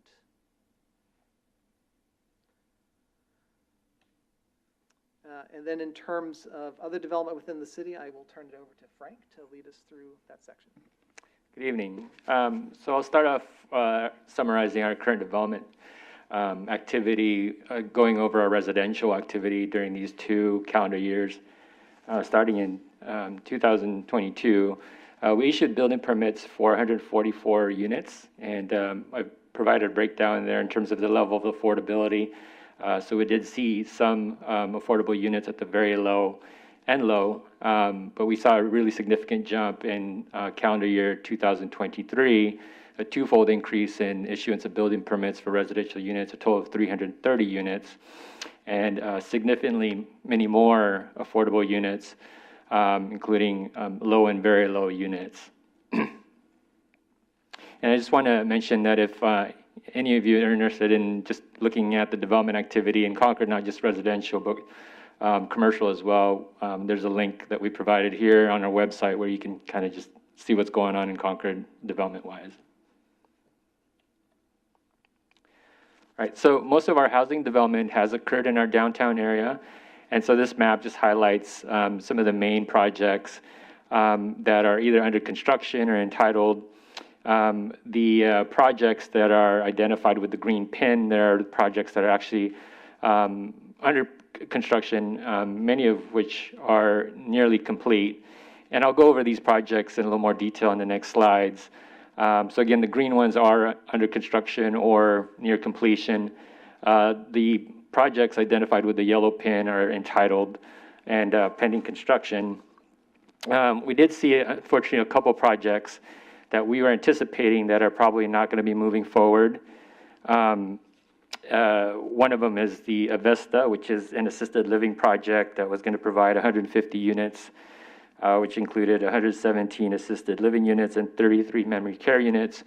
That entitlement is going to expire, I believe, in April, and we're already receiving inquiries from the property owner of what else can be done on the property, so it's not likely that that is going to be built, unfortunately.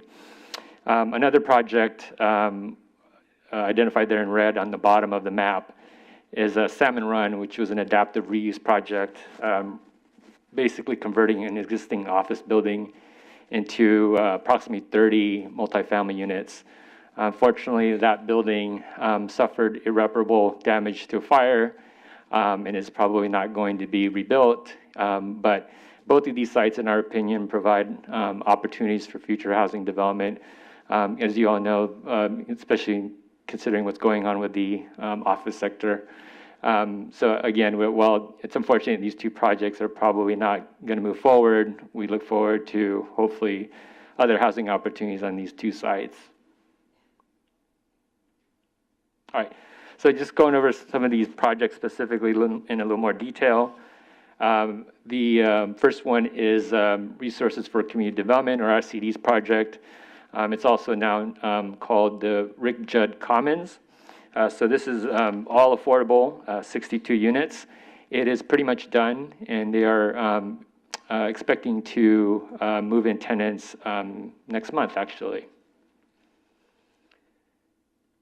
Just north of the RCD project is the RMG project, also 75 units of affordable units. The anticipated completion of that project is April of next year. The grant, that project is completed, and that consists of 228 units. And from last we heard, they were 98% leased. The project is a mixed-use project. It includes about 5,000 square foot of ground floor commercial space. The developer has recently reached out to us and has shared that it's been very difficult to get those spaces leased. And so they're now talking about converting that ground floor space into additional units. And we think that that would result in probably 15 or 16 additional units.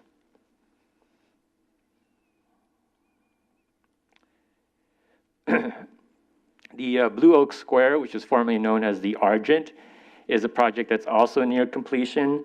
They're anticipating, this project is 181 units, also affordable. And they're anticipating completion either late third quarter or early fourth quarter of this next year.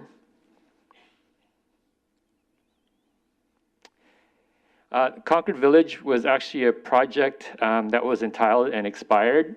So I think last time we reported on our current development activity, we didn't have this project on our list. Luckily, the developer came back, got the project re-entitled, and this is going to be for 230 units. All right, so those were just our major housing developments in our downtown area.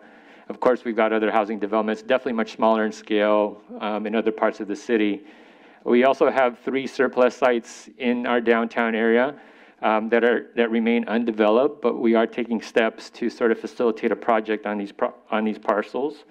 The town center site is expected to go to our city council in January for guidance on restarting, getting a project on that property. And we're probably going to go through an RFP process to get a project going on that site. For Oak Street, we've received a grant from MTC for technical assistance, which will cover a traffic analysis so that we can look at vacating Mount Diablo Street to make that site into one parcel that includes Mount Diablo Street. And then as far as the BART parcel, we've received also technical assistance from MTC. MTC will be the technical assistance monies will be used to oversee several due diligence efforts and studies. So this includes a geotechnical study, cultural resources, those kind of things, and also to coordinate with PG&E and flood control on some site constraints. We're currently identifying consultants to help us prepare these studies.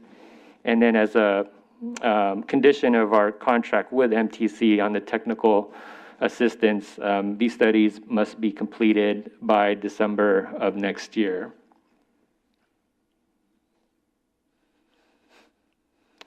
And then it's moving on to our commercial development. We have a number of projects that were completed during these 2 calendar years. Chick-fil-A, which is at 1981 Diamond Boulevard, that's the Willow Shopping Center. Hampton Inn, an 86-room hotel, was completed on Market Street. Store Local Self-Storage, which is a pretty large storage facility off of Highway 4, specifically 4900 Marsh Drive. Dutch Brothers Coffee on Clayton Road, and then 2 preschools, Kitty Academy and Kids Planet, each accommodating over 100 preschool children.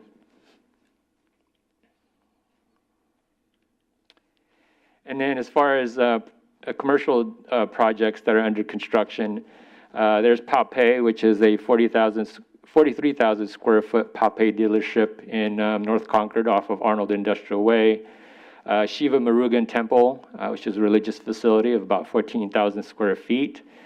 And as far as projects that were entitled, we actually didn't see too many commercial projects entitled during these 2 calendar years. There's really only one that's to report on, which is De La Salle's making a number of improvements on their athletic fields. All right.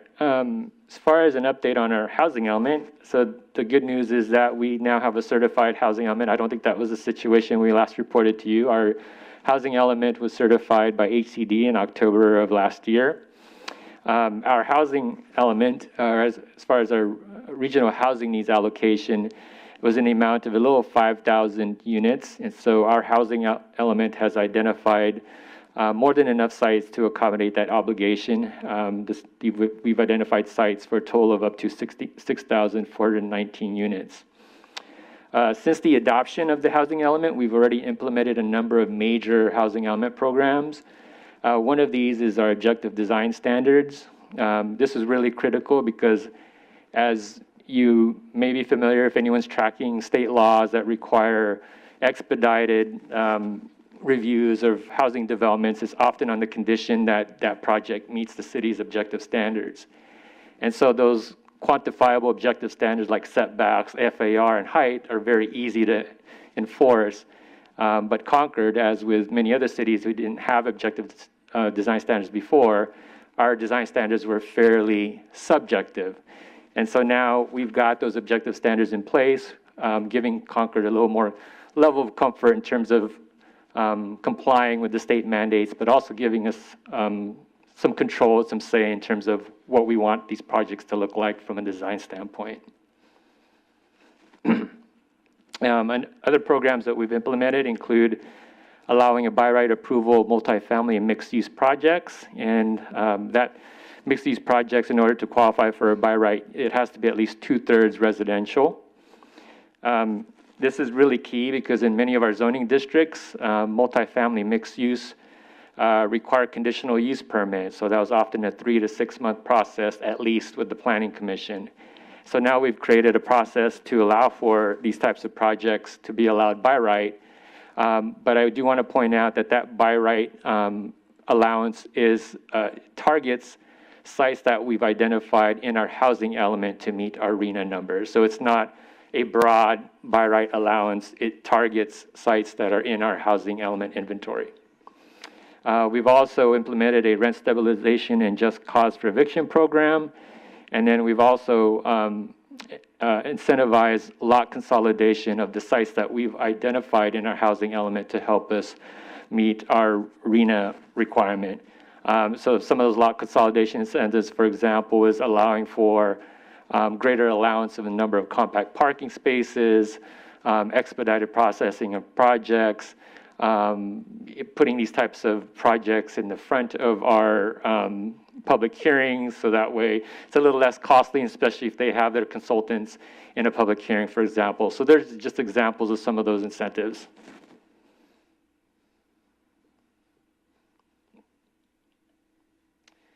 And that's it. Thank you. Thank you, Matt, Aaron, and Frank. Are there any comments from the committee? Let's start out over here. Member start. Thank you so much for your presentation. I happen to live in the city of Concord, so very excited to see all the updates. I've seen a lot of the road maintenance and paving that's going on, and one question I had in terms, you mentioned that there's like some residential paving happening as well, and I was curious if you could share a little bit about like kind of how the scheduling of that happens, meaning like, is it, how are those specific streets selected in terms of pavement? Does it happen by like a certain criteria? Is it needs-based? Could you share more about that? I can probably provide a high level, but it's more of an engineering question for that section, which they're not here tonight. But generally, the roadway pavement condition is indexed for all the roadways, and then they take a look at, you know, what's the worst pavement, and I believe it's looking at not only worst pavement, but also kind of what district it is too, to kind of balance out to make sure all the districts are getting roughly the same amount. So it's a combination of those two things, I believe, where they establish, you know, what has the worst roads, and then balancing the money across the districts. Great, thank you. And then I also had a question regarding the Monument Boulevard Trails to Transit project. So I know Monument is a very major artery in the city. There's a lot of car traffic there. In terms of like kind of building out a bike lane potentially, what are the safety elements of that, just to protect pedestrians and bikers on that street? Yeah, so that would be a separated bicycle facility. So it wouldn't be in the road, so it'd be at least a 6-inch raised curb. There's a lot of odd additions of lanes on Monument.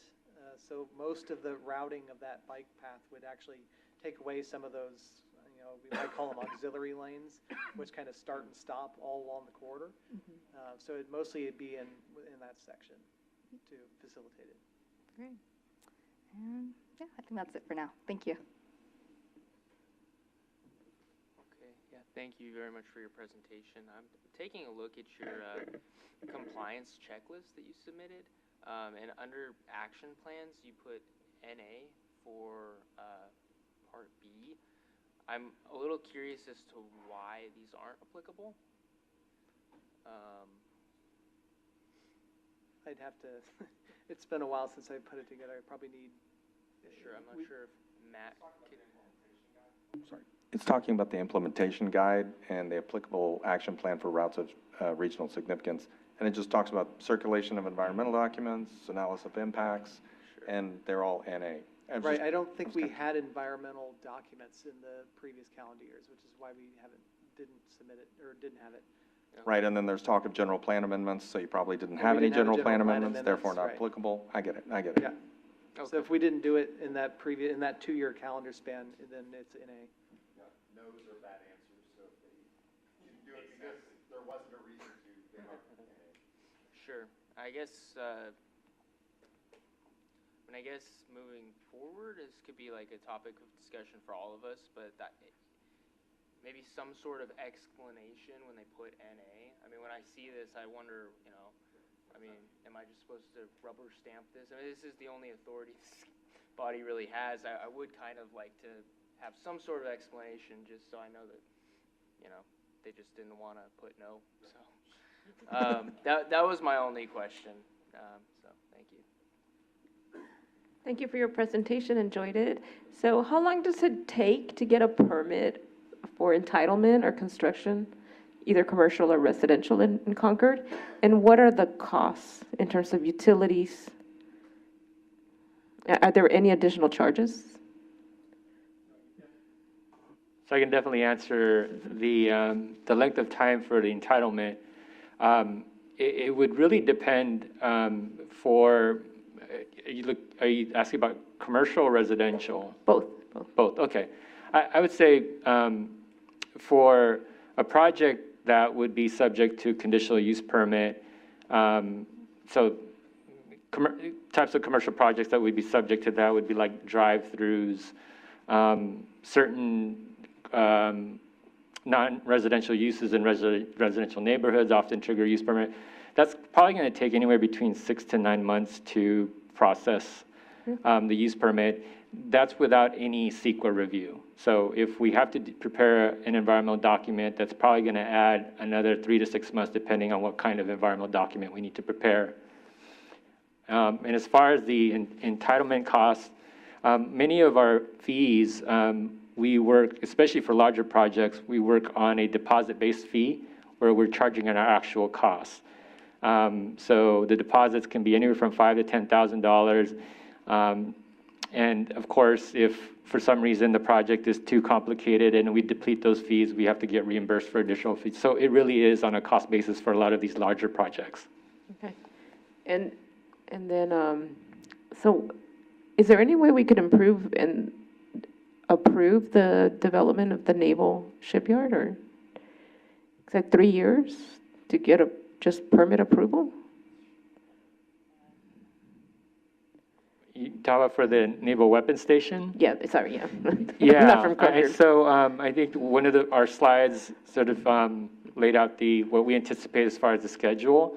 I mean, we are expecting that this is going to be at least a couple of years before the project is entitled, and who knows when permits will actually get pulled in order for development to start.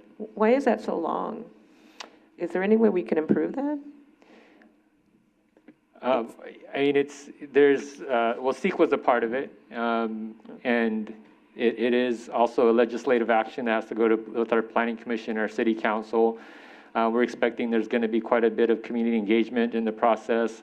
So I don't think it's a process that we want to rush. I think we want to make sure that we get it right and that we're also sensitive to the comments that we get from the public on the project.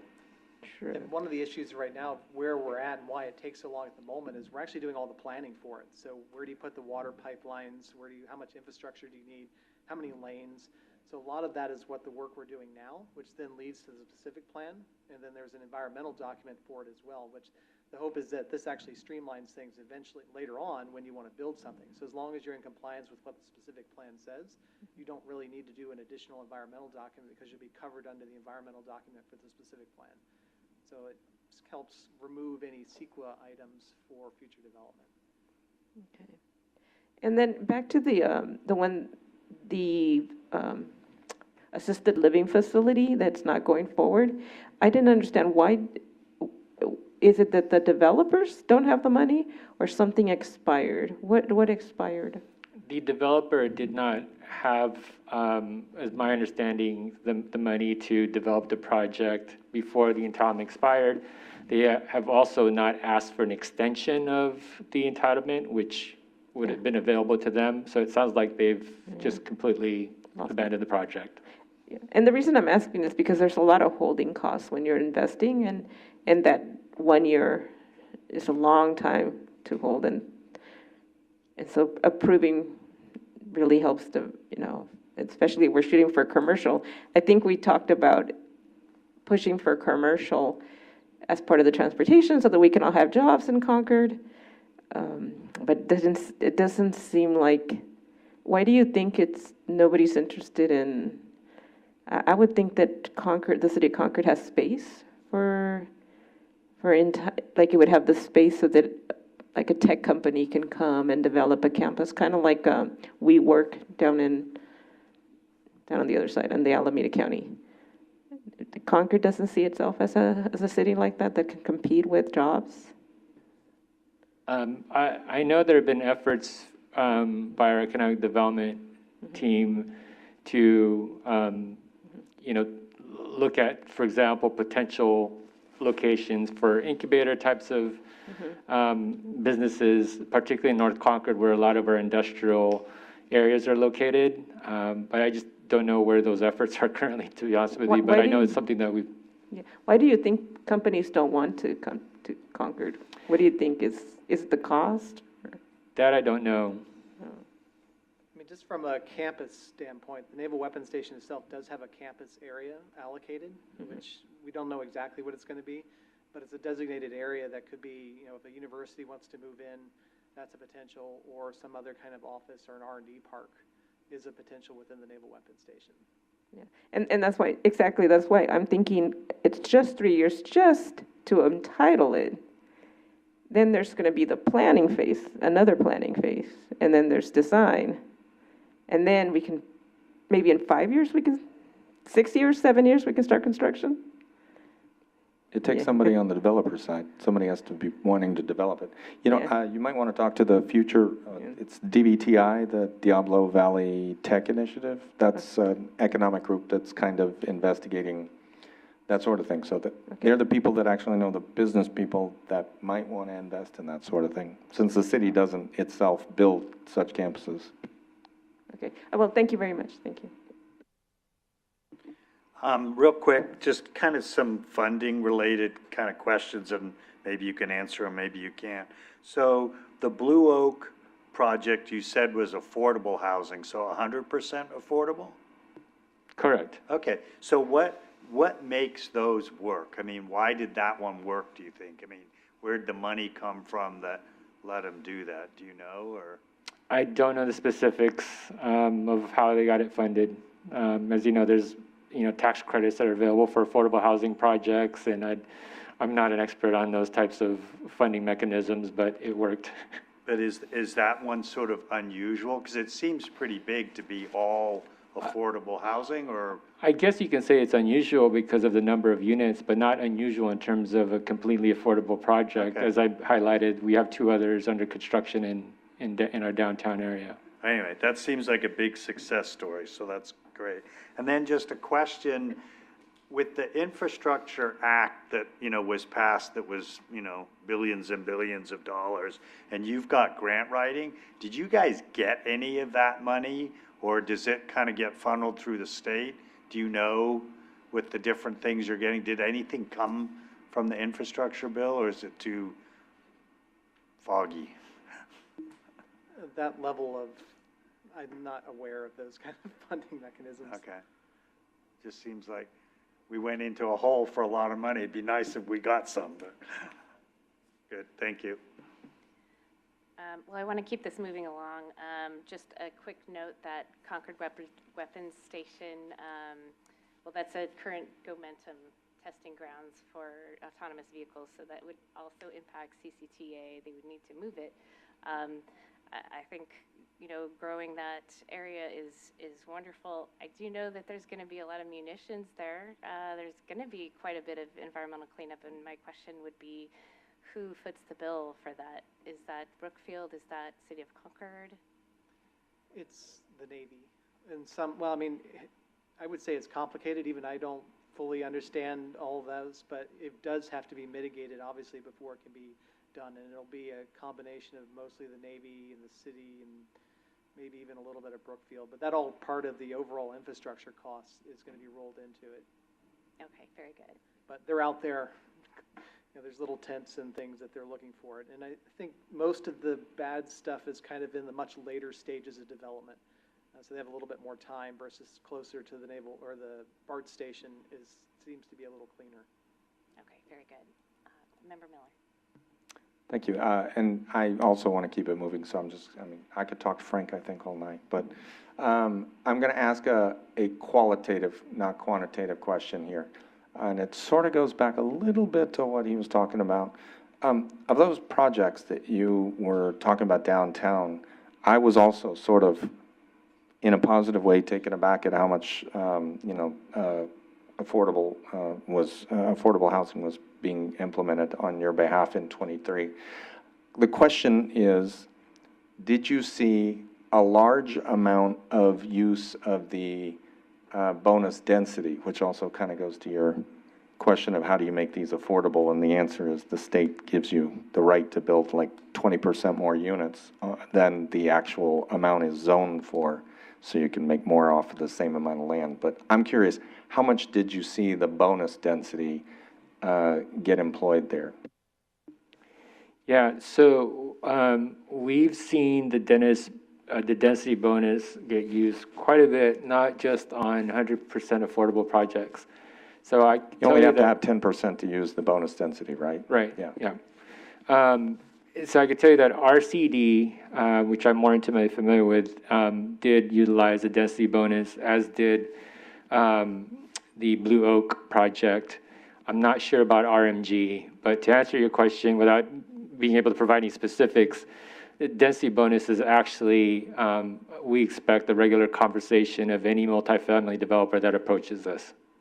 Yeah, exactly. That and then getting to bypass CEQA for the most part, it speeds things up a little bit as well. Right. I mean, it's huge. As you know, with the density bonus, they get concessions, and parking is usually the target in terms of getting concessions, particularly when they're in downtown. I know, and that's crazy because, I'm sorry, I said I'd get this moving fast, so I will keep it moving fast. But that parking thing is kind of crazy, and then there've been more state laws that are specifically just written about, no, you really specifically cannot even talk about parking in the context of when the project is affordable.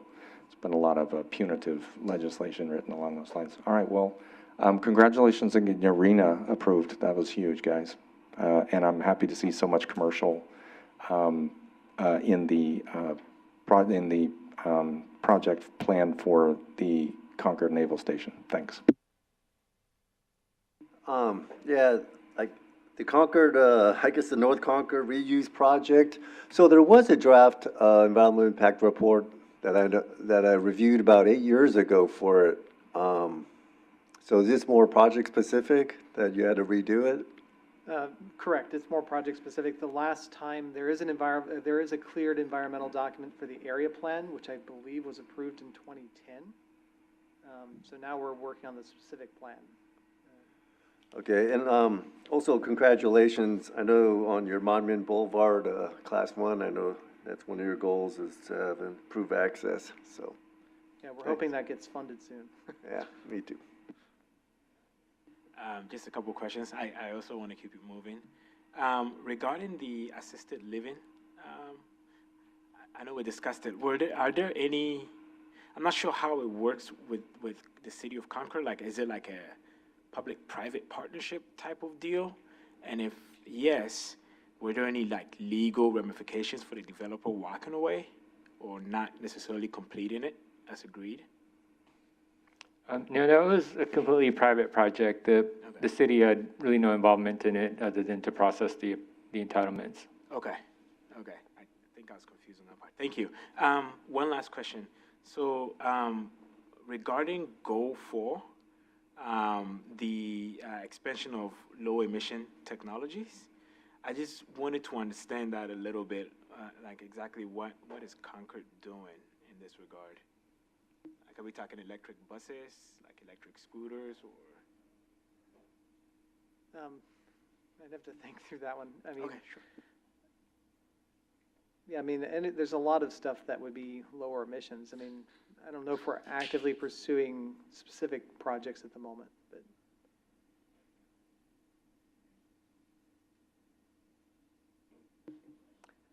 Thank you for your presentation. Just one, out of curiosity, these projects with the affordable housing, low-income housing, and now, of course, with the state mandate, how smooth has been the process for the city so far, for the ones who've been approved, in terms of the public input, public objection?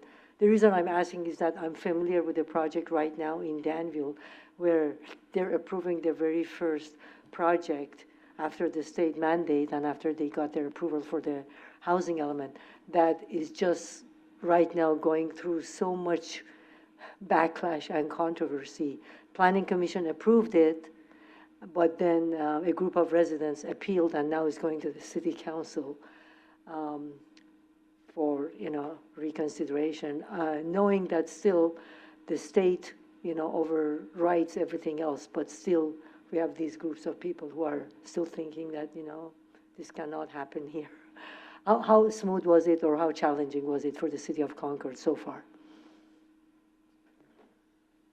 So we actually don't have a really large sample size of multifamily projects who would benefit from the new state mandates. We had one multifamily project that we expedited through a ministerial approval under SB4, and then that project didn't get built, or it got modified. So the affordable housing projects that I discussed this evening, many of those, so RCD went through our traditional sort of use permit process, asked for a density bonus for a number of concessions, and so that went through our regular process, but it was fairly expedited. The Blue Oak was a little bit unique, and then that was initially a market rate project with some affordability that was entitled. And then the affordable housing developer came in and purchased the entitlements and built it as all affordable. So they actually didn't have to go through the entitlement process. So one of the things that we actually are going to be doing as part of our objective design standards is reporting to the city council in terms of how effective those objective design standards have been in terms of processing multifamily projects and expediting them, at least from the design standpoint. But a part of that is not just expediting the approval of design, but just expediting the approval of the use itself. And so we've laid the groundwork for that in terms of the policies that we've created to allow for by right approval for multifamily projects and mixed-use projects. But we still don't have a large enough sample size to tell you how it's going, but we expect that it's going to go well and smooth. Thank you. All right, thank you very much for your presentation. Emily, have we received any written public comments? We have not received any public comments. And has anybody joined online? We do not have anybody online, no virtual public comments. Okay, do I have a motion to approve the City of Concord's GMP compliance checklist and payment in the amount of $2,099,527? I'll make a motion to move forward and approve. I will second the motion. So that would be Member James makes the initial motion and Member Miller making the second. Emily, can I please have you conduct a roll call vote? Member Esquivel? Yes. Member Esselstego? Yes. Member James? Yes. Member Miller? Aye. Member Saunders? Yes. Member Shakarian? Yes. Member Stark? Yes. Member Wayne? Yes. Vice Chair Lovejoy? Yes. The motion passes unanimously with members Ajir, Ash, Baker, Chahal, Patel, Torf, and Chair Carr absent. Very good. So mindful of time, it's 8 o'clock. Should we push on through and try to get through the city of Brentwood as quickly as we can, but also giving them, you know, as the time they need to present? Okay, very good. So the next action item will be introduced by Matt Kelly and presented by the City of Brentwood staff to review their calendar years 2023 and 2024 Growth Management Program Compliance Checklist. Thank you, Chair. For our second city, our one of our newer cities in the county, from one of our older cities in the county, we're going to City of Brentwood.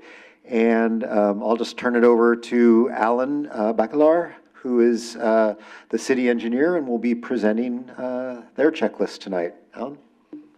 Thank you, Matt, and good evening, everybody. So bear with me.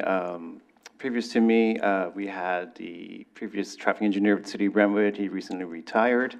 You guys might have known him, Steve Kersavan. He's surely missed.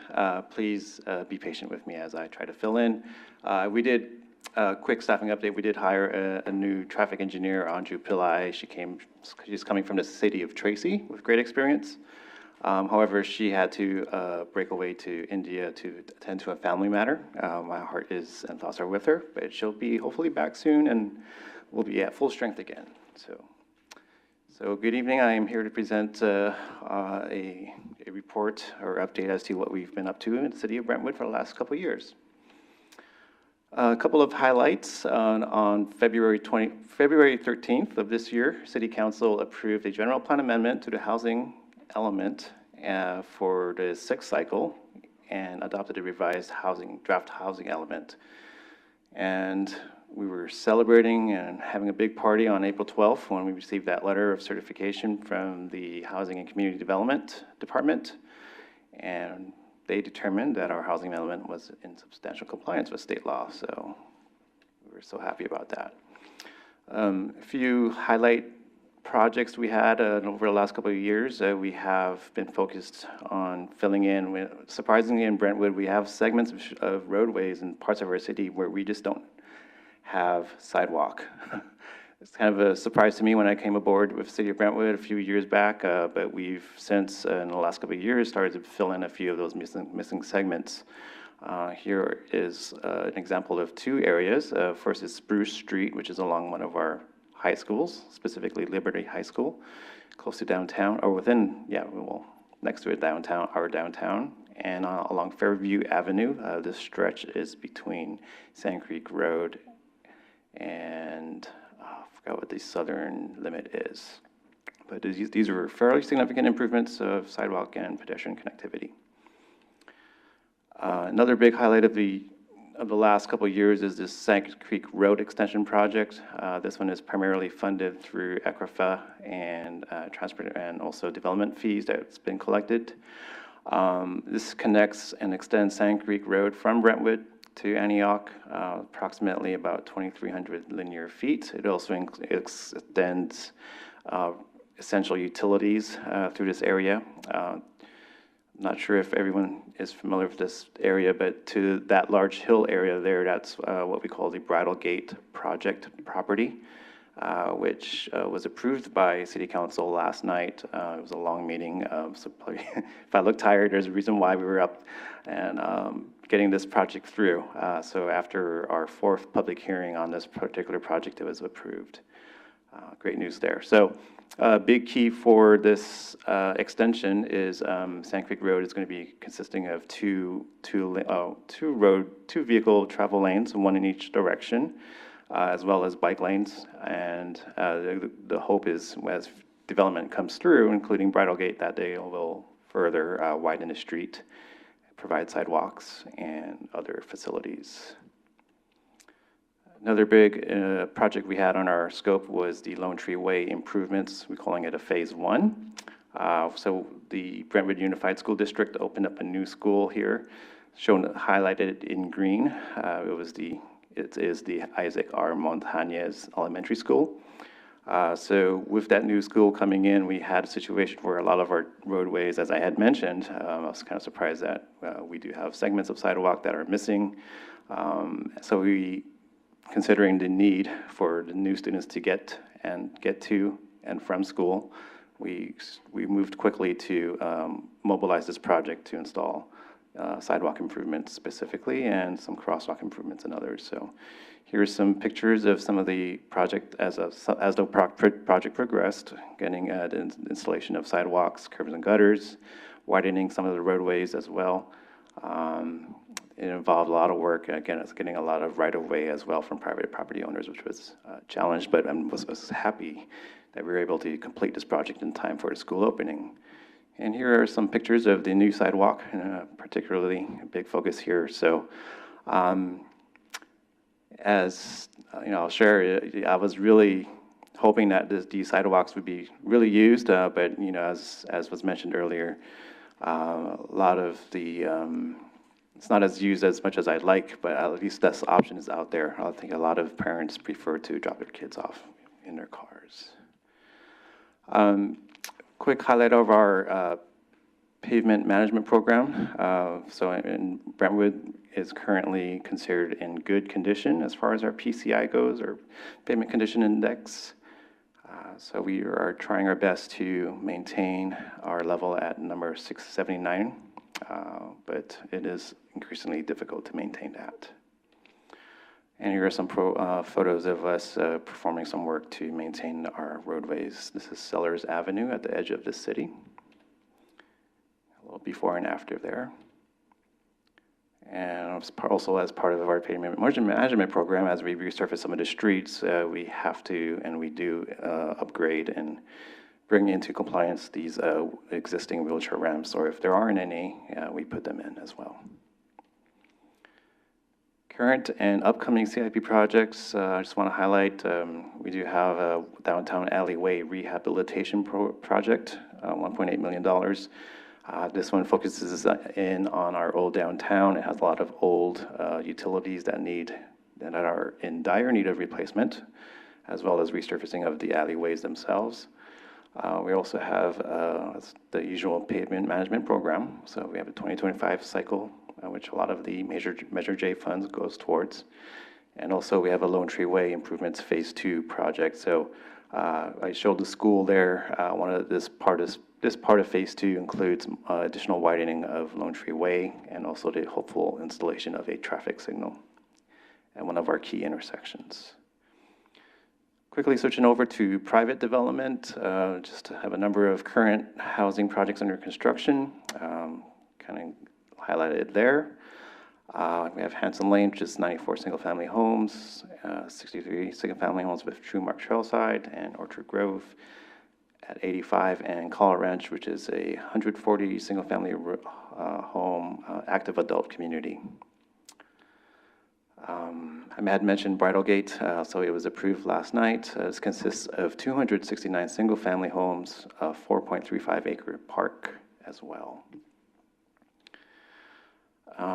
Wrapping up here, I wanted to highlight a few other exciting projects we have in Brentwood that are not necessarily city projects. Supervisor Diane Burgess last night at our city council announced or mentioned that we do have the county's working on a few projects, specifically 2 new fire stations are coming to Brentwood. Really excited for that, with 1 new fire station coming into the downtown. We also have a new East County Service Center coming to Brentwood. A number of offices and services from the county will be joining or coming to Brentwood, and as well as a new youth center for the community. And that wraps up my presentation. Thank you, Matt and Alan. So we'll try to keep it pretty brief and pretty targeted to our checklist. Any members want to make a comment or a question? Okay, go ahead, Member Saunders. Just an administrative thing, I generally try not to read the 400 pages entirely, but the whole housing element stuff is fuzzy. The scanner didn't work. So I don't know if for the record you need to fix it, but it's pages 157 and 58.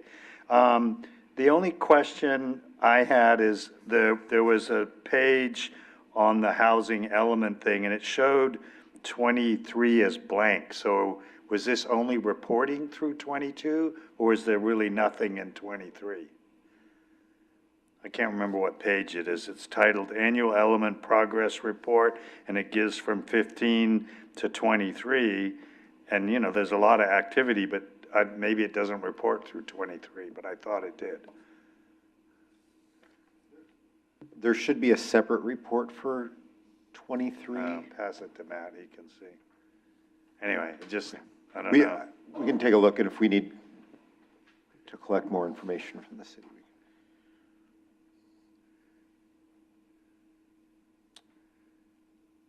Oh, so this is from the 2022 report. Okay, so that was only through Yeah, that. so there should be a separate 2023 report And with that the may data. be the one that's fuzzy then. Yes. Okay, thanks. Member Stark, go ahead. Going back to the checklist, I noticed that the checklist, that you submitted, the Measure J compliance checklist, it's not signed. They submitted a separate resolution with the mayor's signature, which is an option. So if you scroll down or scroll back, we placed the resolution, I think, ahead of the signature page. Are you not seeing that? Now I have to do some digging. Has anybody seen it? Sorry, my computer died. What page that would be on? Emily, I know, I remember we moved it from page 8 to page 10 or something like that of the item, but, sorry. If somebody saw it, then I'll take their word for it. Does anybody see? Yeah, there should be a 2-page resolution, 2024 - something. Yeah. Page 10. Okay. Yeah, we don't let them through without a signature of some sort. All right, Member Esse. I think this will be quick. This is just for my understanding. So for the Lone Tree Way Estates project, I guess I'm trying to understand what criteria determined that a mitigated negative declaration was appropriate in place of the full environmental impact report. I mean, it's a good thing that you don't have to do the full report, but what determines what gets done? If we're going off of memory, that Lone Tree Way Estates project was rather small. It was maybe only 8 single-family homes. I'm not sure if that was indicated there. So that might have been part of the criteria. It's also a smaller project in general. I think that's why it might have qualified. Member Esper. Thank you, thank you. I just want to say, I love driving through Brentwood. Thank you, a great presentation. And just no comments, no influence, but since you're building single-family homes and fire is the issue in California, I'm hoping that the developers are building them to be fireproof with that 5-foot barrier, just helps with insurance. And since they're brand new construction, but Brentwood's a beautiful city. Thank you. Thank you. Yes, you're right. Fire has been a big issue or a big concern in the community. So as part of, including that, not only making sure we have proper fire breaks or buffers in particular areas. Of course, through building code nowadays, new homes have sprinkler systems in them. That helps. But also in Brentwood, we also require all developments to join into I think we call it the fire district, it's almost like a CF, we call it I forget the terminology of it, but it's all new projects now, they pay into, or they join into this, this district where through their tax payments, they'll have to start, they pay every, is it? Yes, yes, yes. And that helps to help fund and make sure that there's enough, that the fire coverage is there, so. Kind of like we saw a lot of geological hazard abatement kind of districts before.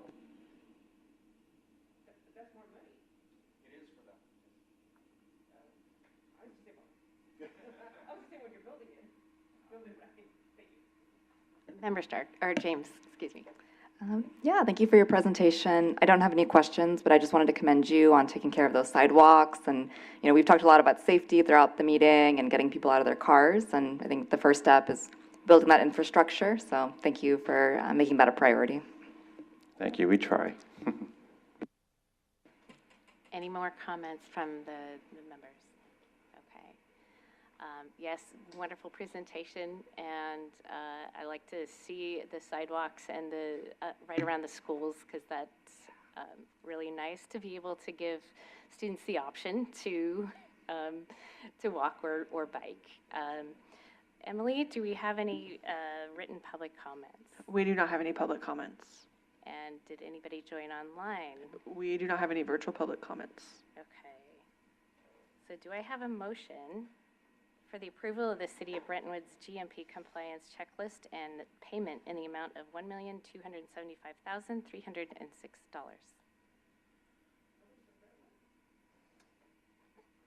Okay, I make a motion that we approve the motion. Member Esquivel makes the first motion. Do I have a second? I'll second it. Member Sanders makes a second. Emily, could you conduct a roll call, please? Member Esquivel? Yes. Member Sego? Yes. Member James? Yes. Member Miller? Aye. Member Saunders? Yes. Member Shakarian? Yes. Member Stark? Yes. Member Wayne? Yes. Vice Chair Lovejoy? Yes. Okay, the motion passes unanimously with members Ajir, Ash, Bankert, Chahal, Patel, Torf, and Chair Carr absent. Thank you very much. Congratulations. Last item is the consent calendar. Did we want to move that to another meeting? Oh, no, it's a quickie. We can do it quick. It should be fast. All right. First one is the Citizen Advisory Committee summary of actions from September 25th. We can do it all together, both in one motion. Second item is Citizens Advisory Committee attendance log. So are there any changes or comments from the committee? Emily, have we received any written public comments? We have not received any public comments. And has anybody joined online for the last? We do not have any virtual public comments. Okay, do I have a motion to approve both? Thank you. Do I have a motion to approve both the Citizens Advisory Committee Summary of Actions from September 25th, 2024, and the Citizen Advisory Committee Attendance Log? I move that so be approved. Thank you. All right, thank you, Member Miller. Do I need have a second? I second? Thank you, Member Esquivel. Emily, can you conduct a roll call vote? Member Esquivel? Yes. Member Sego? Aye. Yes. Aye. Yes. Yes. Member Stark? Yes. Member Wayne? Yes. Vice Chair Lovejoy? The motion passes unanimously with members Ajir, Ash, Bankert, Chahal, Patel, Torf, Chair Carr absent.